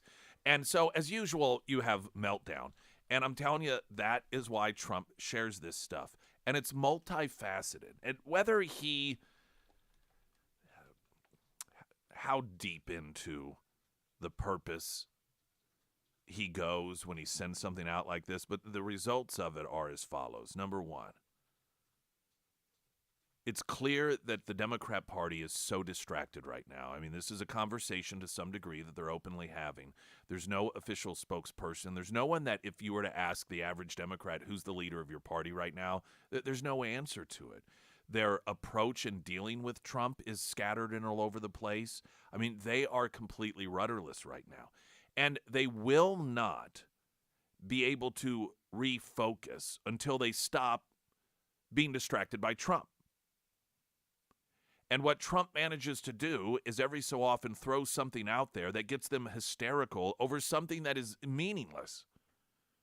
So it's not as if they're on the precipice of developing some real effective tactic to use in terms of messaging against Donald Trump, but he's not even letting them get to that point in which they realize, okay, we got to stop being distracted by everything he does so we can regroup and figure out who we are as a Democrat Party, why we are an alternative to Donald Trump, particularly given that when they run for the White House in 4 years, Donald Trump is not even going to be the candidate. So they continue to focus on someone that they're not ever going to have to run against again. And he manages to goad them into that distraction by putting out videos like that. At the same time, he keeps his base motivated by putting out stuff that's just fun.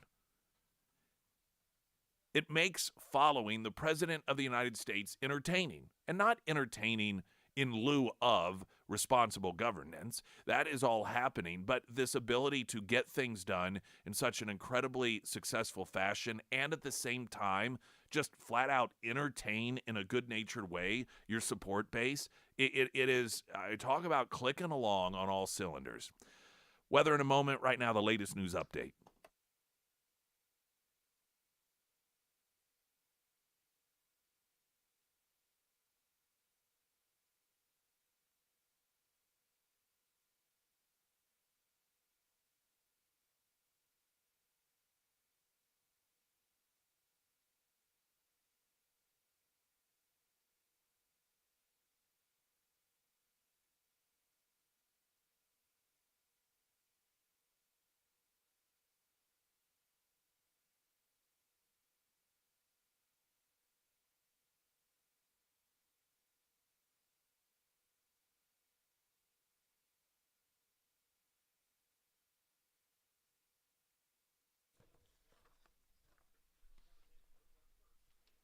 And the first alert forecast from Colorton, Fox 49 meteorologist Tom Schmidt, sponsored by Wolfpack Cleaners, your residential and commercial cleaning professionals.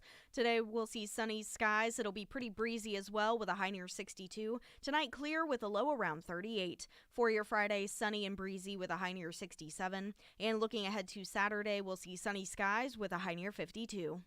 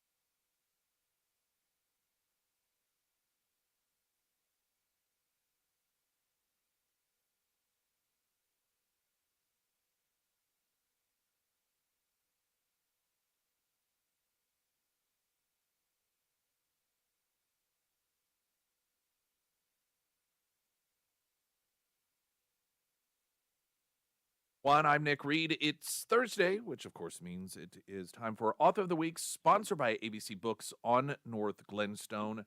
Our author today, Dr. James Thorpe, a board-certified OBGYN and maternal fetal medicine physician, seen over 27,500 high-risk pregnancies in 4.5 years while serving one of the largest Catholic healthcare systems of St. Louis. Dr. Thorpe, currently the chief of maternal and prenatal health at the Wellness Company, among many other resume items and accolades. I thank you for being with us this morning. The book, Sacrifice, How the Deadliest Vaccine in History Targeted the Most Vulnerable. We've actually had a couple of different authors in different capacities on this. We actually had one individual that was one of the original test subjects of COVID vaccines. I'd like to just start off by asking you what it is that prompted you to write the book. Well, thanks for having me on, Nick. Yes, what prompted me to write the book was the atrocities that I saw, after 44 years of practicing as a high-risk OBGYN physician and seeing an entire system gone mad, especially obstetricians, 60,000 of them controlled by the American College of Obstetricians and Gynecologists, who were bribed and used their authority to threaten those 60,000 OBGYN physicians to push the vaccines in the most vulnerable. And when it comes to the unborn and the vaccines, if you would walk us through the initial of course, COVID, and then the so-called vaccines, I say, because they don't actually prevent you from getting COVID or passing it along. But I'm curious your experience as you began to recognize that hey, this isn't necessarily right, and then you saw your colleagues and the culture that you were in going way off track. Tell us about that, if you would. Right. Well, Nick, in 2020, again, I was one of the senior maternal fetal medicine physicians for the SSM health system in St. Louis. And So, of course, I was very skeptical of the hype in late 2019 and 2020. And, I really saw nothing but a lot of hype from the government controlled systems around the country. In terms of obstetrical outcome, I didn't see any adverse consequences from COVID 19, none whatsoever. All the disasters that I saw occurred after the rollout of the vaccine in 2021. So then you began, I imagine, to see around you people having a much different perspective of what was going on. I mean, it just seemed as if, and this is obviously the way it was portrayed in the media, there was a consensus that this was the path to take and that these vaccines were the answer to everything. And what was that like to watch your colleagues that are supposed to be science-based, of course, seemingly going way off track and seeing the vaccine as the end all be all for things, including pregnant women? Yeah, it was really an astounding phenomena. It was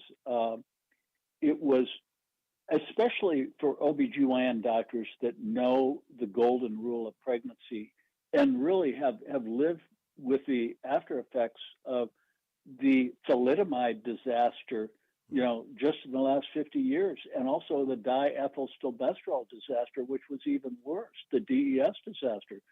So, we've always looked at the golden rule of pregnancy. You never, ever use a novel substance.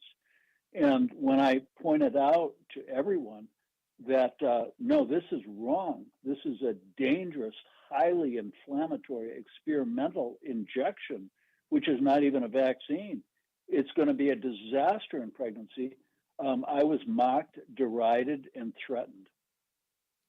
Now, and this is something that you've testified to, you observed due to the shots, pregnancy complications, miscarriages, stillbirths, and a number of other tragic outcomes.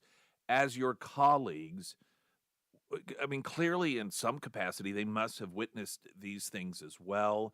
How did they reconcile that with their perspective that no, vaccines are absolutely necessary? Yes. What they did was a couple of things. First, understand that they were all under threat.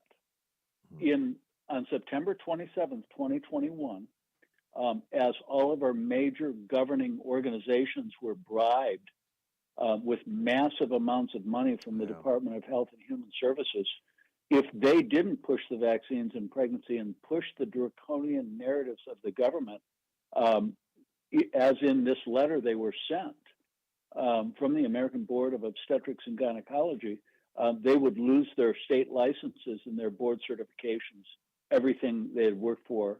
It would destroy their career.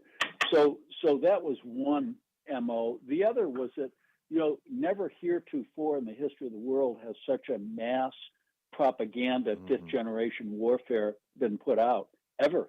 And this was planned. This was planned for at least a decade, Event 201 and multiple other programs like that. So this was, probably $5 to $10 trillion of hype, basically bribing and pushing fear and negotiating under the illegal, unethical contracts with every fabric thread of the tapestry of our society to push this as safe, effective, and necessary, and the only way out of the vaccine, the only way out of the pandemic, excuse me. We are talking with our author of the week, Dr. James Thorpe. The book is Sacrifice, How the Deadliest Vaccine in History Targeted the Most Vulnerable. And I suppose it'd be somewhat anecdotally, but I'm curious in your experience as you were pretty isolated in your willingness to call out what you observed and to stand up for what was right here. Those others that were not, what do you have a sense of breakdown? How many of those were just complicit because, hey, I don't want to rock the boat, I don't want to lose my profession, versus those who just bought into it for whatever reason versus those that maybe just don't think for themselves? I'm curious of what you saw as the makeup of those who fell into compliance. It's a great question. We as physicians, really over the last 20 years, have been groomed to, first of all, we've been purchased and employed by hospital systems that are controlled by the government. And we've been groomed increasingly to follow this fake term called evidence-based medicine, which is completely fraudulent. It's an algorithmic form of medicine that comes from the government and the hospitals that get reimbursed more for following it. So we've been slowly groomed. The second one is that how dare you ever question the authority of the CDC, the FDA? How dare you ever question the authority of the American Board of Obstetrics and Gynecology, the American College of Obstetricians and Gynecologists, the Society for Maternal Fetal Medicine, the New England Journal of Medicine, the Lancet Medical Journal, and the rest of the medical journals? How can you go against all this science? Well, little did they know that these were nothing more than government actors. Then director of the CDC, Rochelle Walensky, by the way, she's fled to Germany now. She was involved in a money laundering operation with the New England Journal of Medicine. And she, it's my opinion that she colluded, and we published this. She colluded with the editor-in-chief of the New England Journal of Medicine. This is conspiracy. This is collusion. And there was laundering of money between Walensky and the New England Journal of Medicine editor-in-chief, Eric Rubin, to push the vaccine, this lethal, dangerous gene therapy in the most vulnerable pregnant women. And that was on April 21st, 2021. There were two articles, and I believe that this was fraudulent, it was illegal, it was absolutely false science, and it was a money laundering operation. This is how Walensky and the CDC and many others, Francis Collins, Jeffrey Zients of the White House, this is how they operated. This was a mass totalitarian push to control the population. You mentioned, I think you used the term algorithm in terms of how it is that hospitals operate any longer. And I'm curious because it sounds to me as if maybe part of the systemic problem is that the systems have shifted away from that overly simplistic, hey, are we making the patient better, into one that's more, the process is more important. The more that the process is followed, that is what is used as a measuring stick for success. Is that accurate? That's very accurate. That's very accurate. I think that, what's happened, I mean, when you look back and you look at the financial incentives for a hospital from numerous different agencies in early 2020, first, if they tagged a patient with a diagnosis in the ER or admitted with COVID-19, they got a supplemental reimbursement. If they admitted the patient and put a tag of diagnosis of COVID, they got even more monies. If they admitted the patient to an intensive care unit, they got even more money. If they admitted a patient to the ICU and intubated them, they got another massive increment of money. If they used a deadly drug called remdesivir, which is even more, it's extraordinarily dangerous, up to a 30 to 40% mortality rate in many studies. If they used that drug, they'd even get more. And if they put the patient in the morgue, they would get even more. You add up all those subsidies, even if the patient was killed in a motorcycle accident, if they put him in the morgue with a diagnosis of COVID-19, some estimates say that it's $200,000 per patient that ended up in the morgue with a diagnosis of COVID-19 as a cause of death. Final question for our author of the week, Dr. James Thorpe. The book, Sacrifice, How the Deadliest Vaccine in History Targeted the Most Vulnerable. It sounds as if the way that you present this, and just my basic understanding as well, is that, yeah, well, one, I back up and say, I don't feel as if there's ever been this cultural acknowledgement. Yes, we handled this poorly, so we need to figure out a way to make sure it doesn't happen again. I suspect even if that were the case, however, it would be something along the lines of, oh, we'll set up panels and we'll have these groups to, put checks and balances in place to make sure this That's doesn't. right. But and to me, that doesn't seem to come anywhere close to actually getting to the root of the problem. What is it that needs to happen to make sure that this sort of thing, which to me is just one of many spokes in this wheel of disaster that has been crafted in the way that we do medicine any longer in this country, what has to happen in order to get back to where really what is important is the health of the patient? Boy, it's nearly impossible when you look at $4.5 trillion our healthcare budget for the United States of America. There's so much fraud that is incorporated in the system. So many people that are brought up. I think complete transparency. I think what my research team has extensively published on the corruption of the NGOs, non-government organizations that have essentially acting as government actors.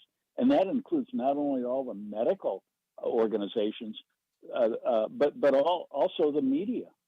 They all acted as government actors and were paid as such.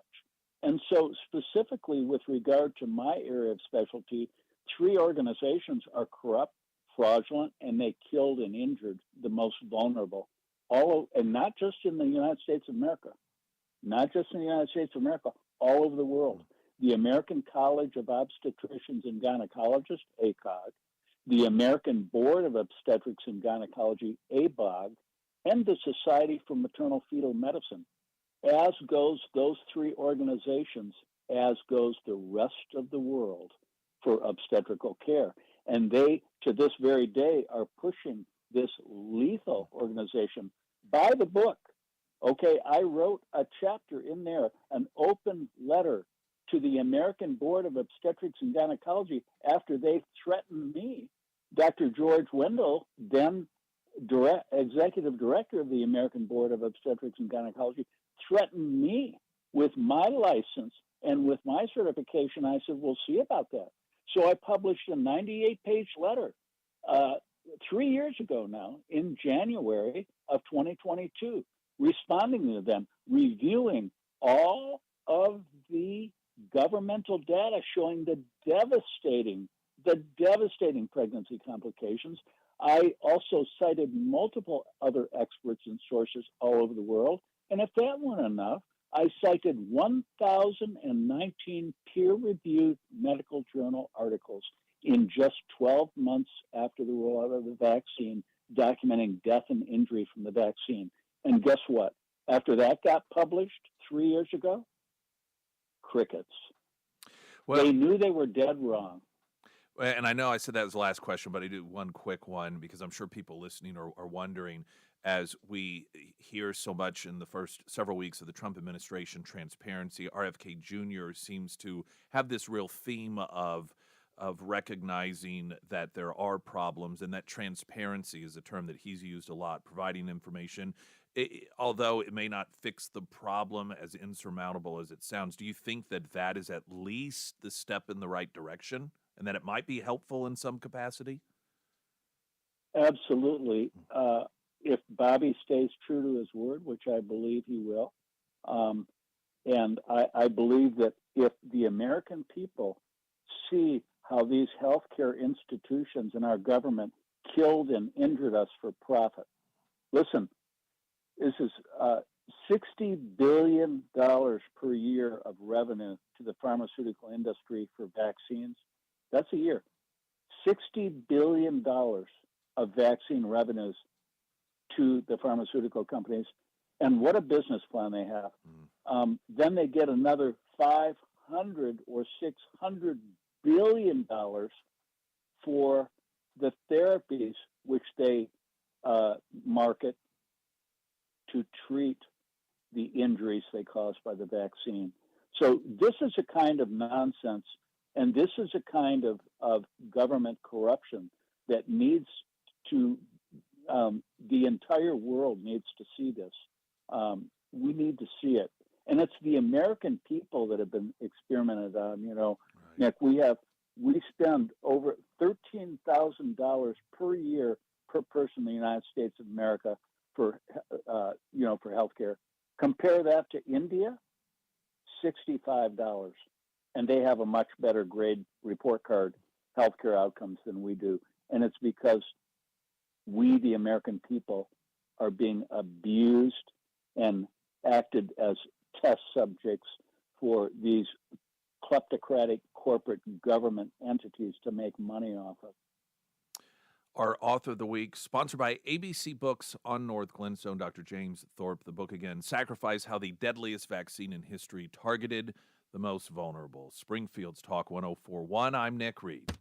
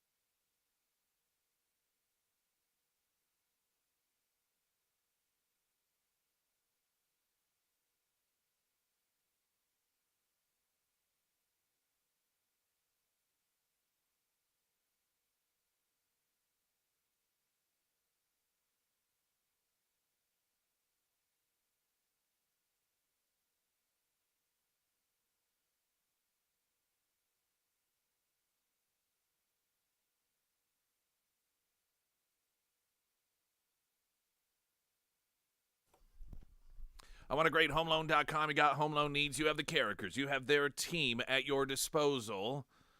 Educational purposes or the actual execution of that home loan. Maybe it's a refinancing or perhaps it is a reverse mortgage. Well, you heard of those before. It's been a while maybe. You weren't real sure. Is that a scam? Well, it's not. In fact, they can handle that for you.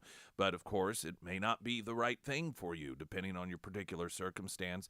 They are not about getting anyone and everyone and as many people as possible to use their services. They're about informing and educating you so that when the time comes, if it is the right decision for you, that you will already have a relationship in play with them to help with making it happen. Everybody wins in that scenario. So reach out, utilize them for any informational purposes. And then, of course, when it comes to your needs for home loans, refinancing or reverse mortgages, they're who I use, and I know so many of you have as well. I want a great homeloan.com because you do.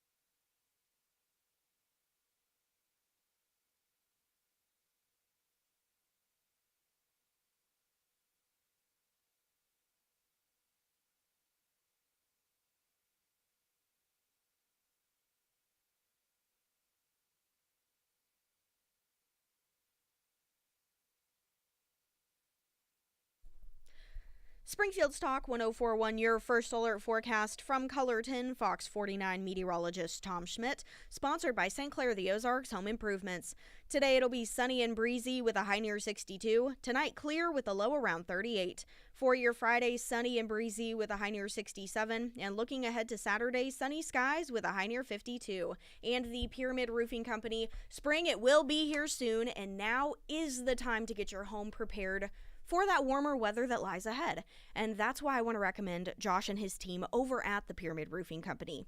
Now, the Pyramid team, they offer free roof inspections, and it is so much more than someone just climbing up on your roof and saying, yep, you need a new roof.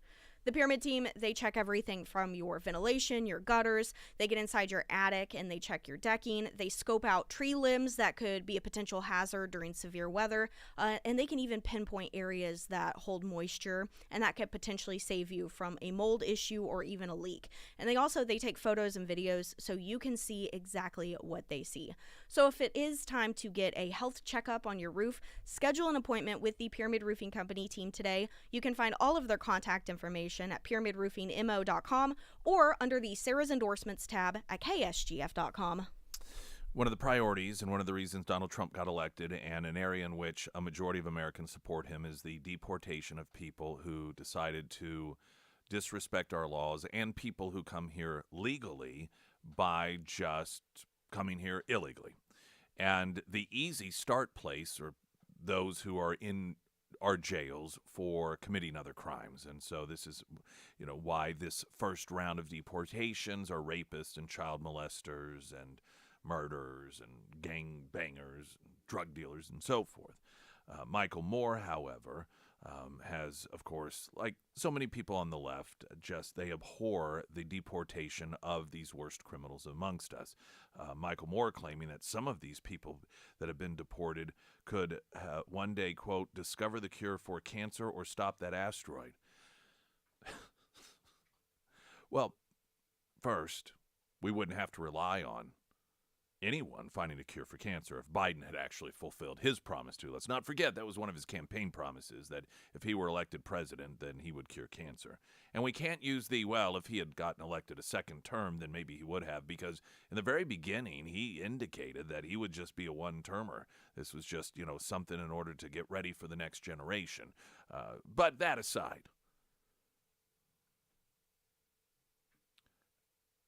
in the likelihood, that somebody who is a child rapist that got deported is also somebody that was here in the United States of America on the brink of curing cancer, but if it weren't for being deported after being arrested for child molestation, they would have found that discovery. That doesn't mean that they can't find the discovery elsewhere. The United States is not the only country in which these discoveries occur. Now, because of the advancement of our society beyond so many others, because of the liberty-centric approach we have taken in which people are rewarded for such discoveries, yes, the United States, particularly this day and age, lead other countries when it comes to these discoveries. But isn't that just sort of a elitist and almost racist perspective from Michael Moore, that only in the United States can people make these discoveries? It's funny that he said the child who would have discovered the cure for cancer in 2046. Well, what about all of the children that were aborted? Yeah. Well, what about them? That's my second larger point. Wouldn't it be fantastic if people like Michael Moore applied this same principle to the millions and millions and millions of human beings that were aborted in this country? How many of those individuals? Let me tell you the difference between his concern and the point of abortion is that there's absolutely no chance that any of those babies who were aborted that may have found the cure for cancer or the cure for AIDS or stop that asteroid, there's zero chance that after the abortion they will be able to find that cure. But if one of these individuals that is deported from the United States is potentially the source of the cure, there's still a chance that they can find that cure. The United States, once again, is not the only country in which these discoveries can occur.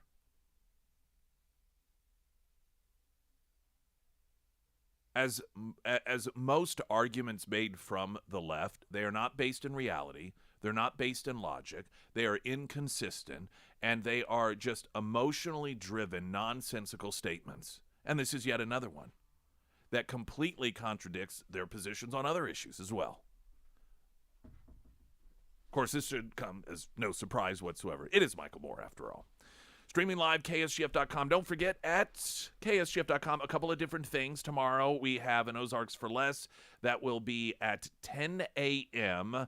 For $15, you can get a $30 gift card to Five Guys. You can buy up to 2 of those if you'd like. And also, Alabama, live at Thunder Ridge Nature Arena, Sunday, May 25th. You can get registered and win tickets for that right now at KSGF.com.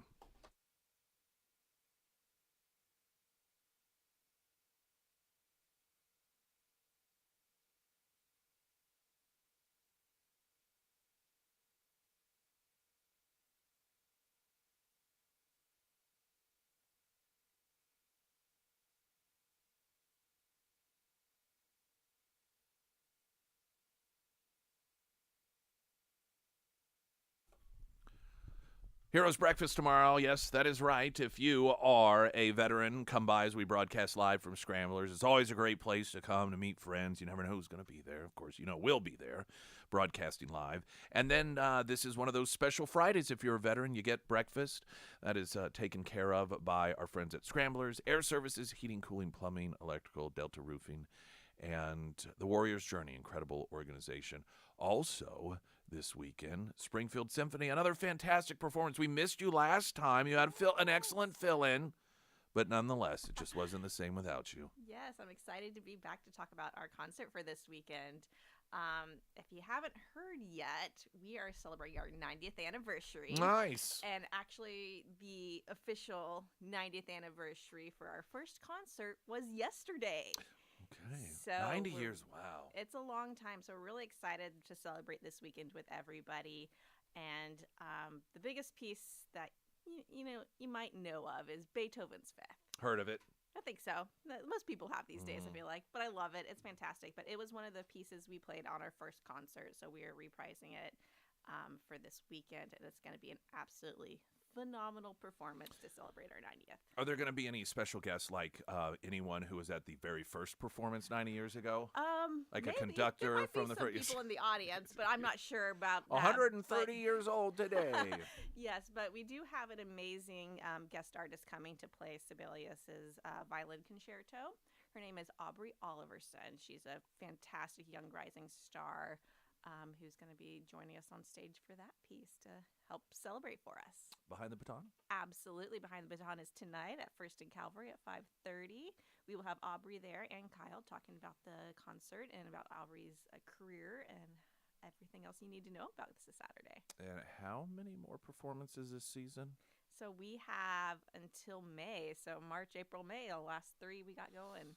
Almost there. So there's still quite a few left. Yeah, so absolutely. Our April one is going to be a fantastic, it's going to be a more small approach. So it's a lot of smaller, more intimate music.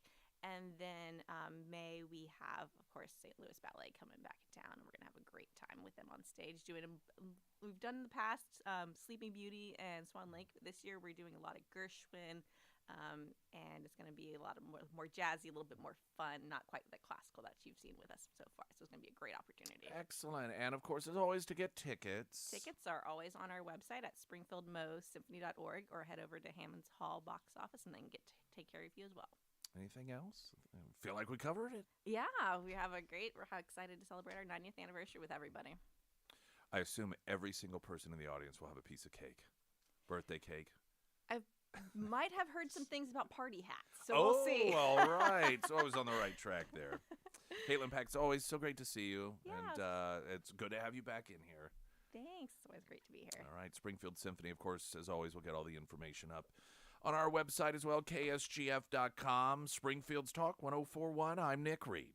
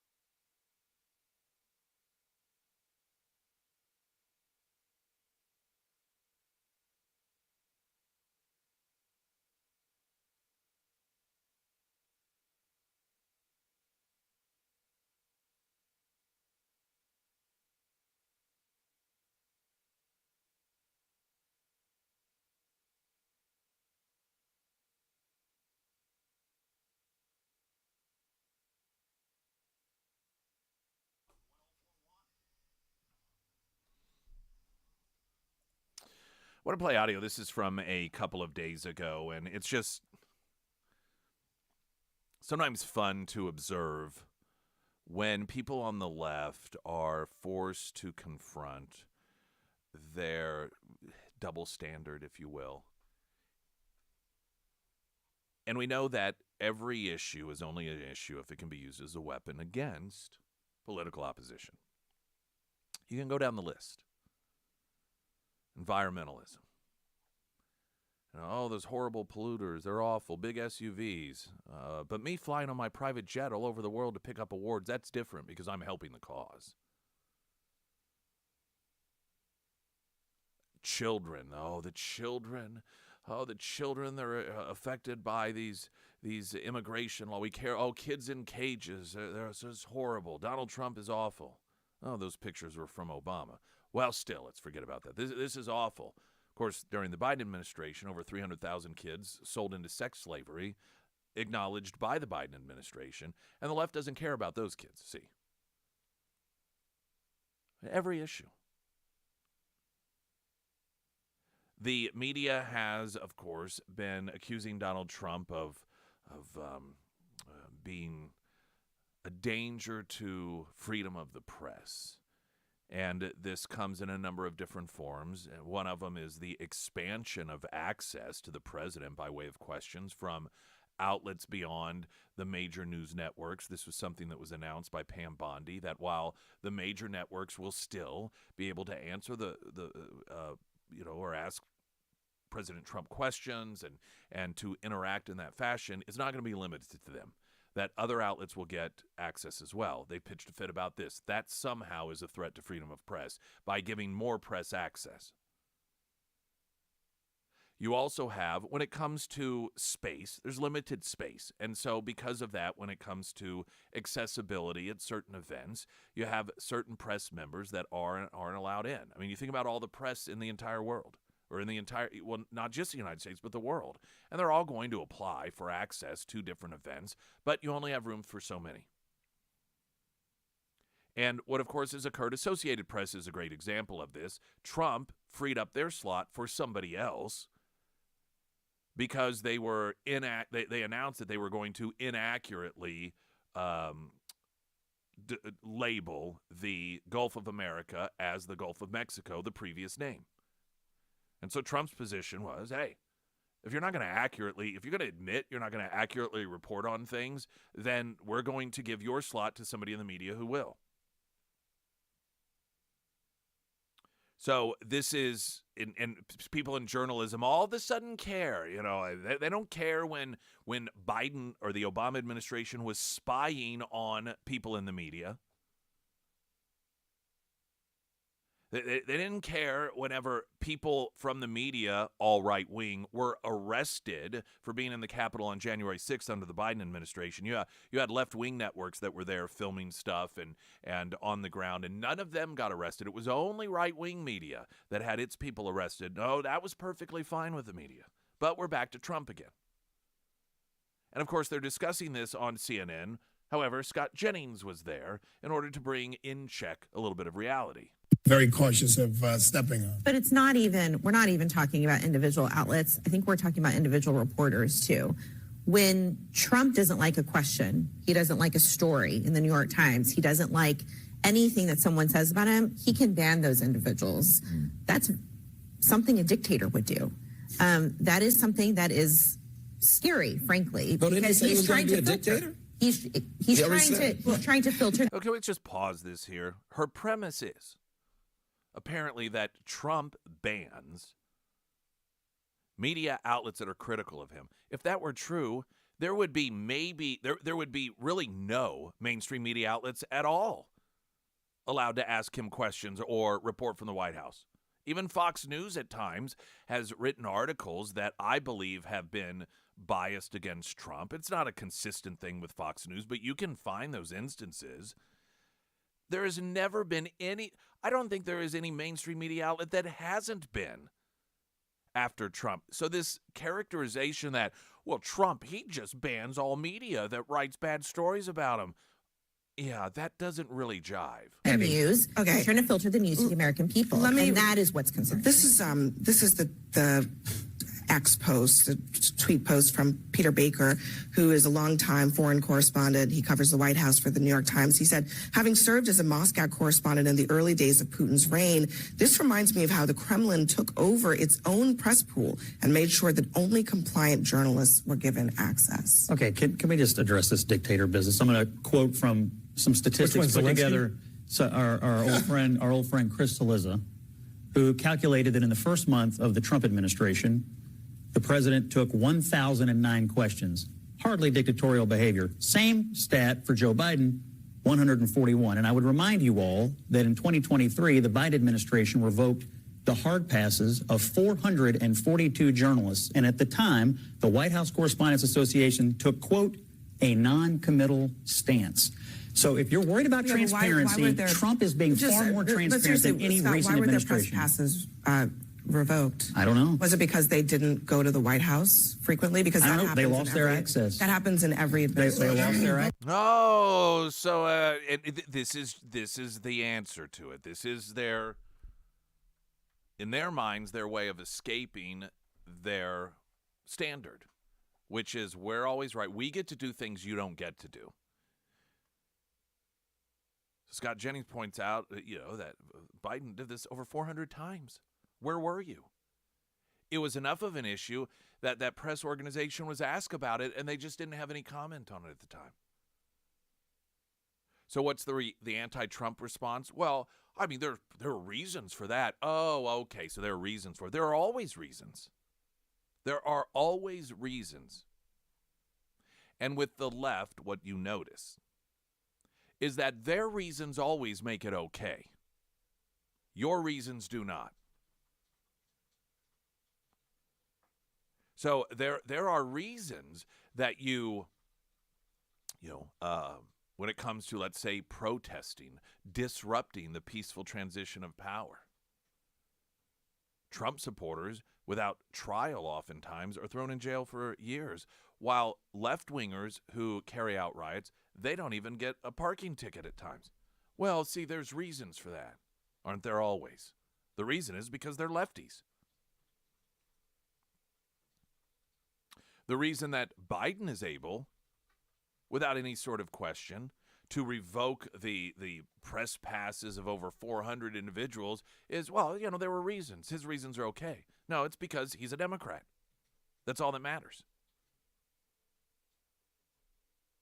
I remember during the Obama years, it was just such a perfect moment. And it was during, I think that they were once again, Democrats, we're going to pass legislation that, I don't know, somehow is supposed to require that if, equal pay, that whole equal pay thing, and the myth that for every dollar a man gets paid, a woman gets paid 77 cents because she's a woman. That's the myth.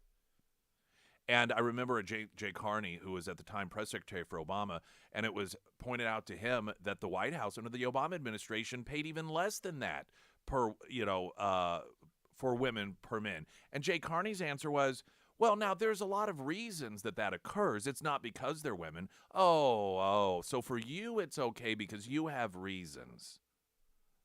Well, the reasons, of course, is because they're Democrats. See you tomorrow morning at Scramblers Glenn Beck. Coming up next, I'm Nick Reed.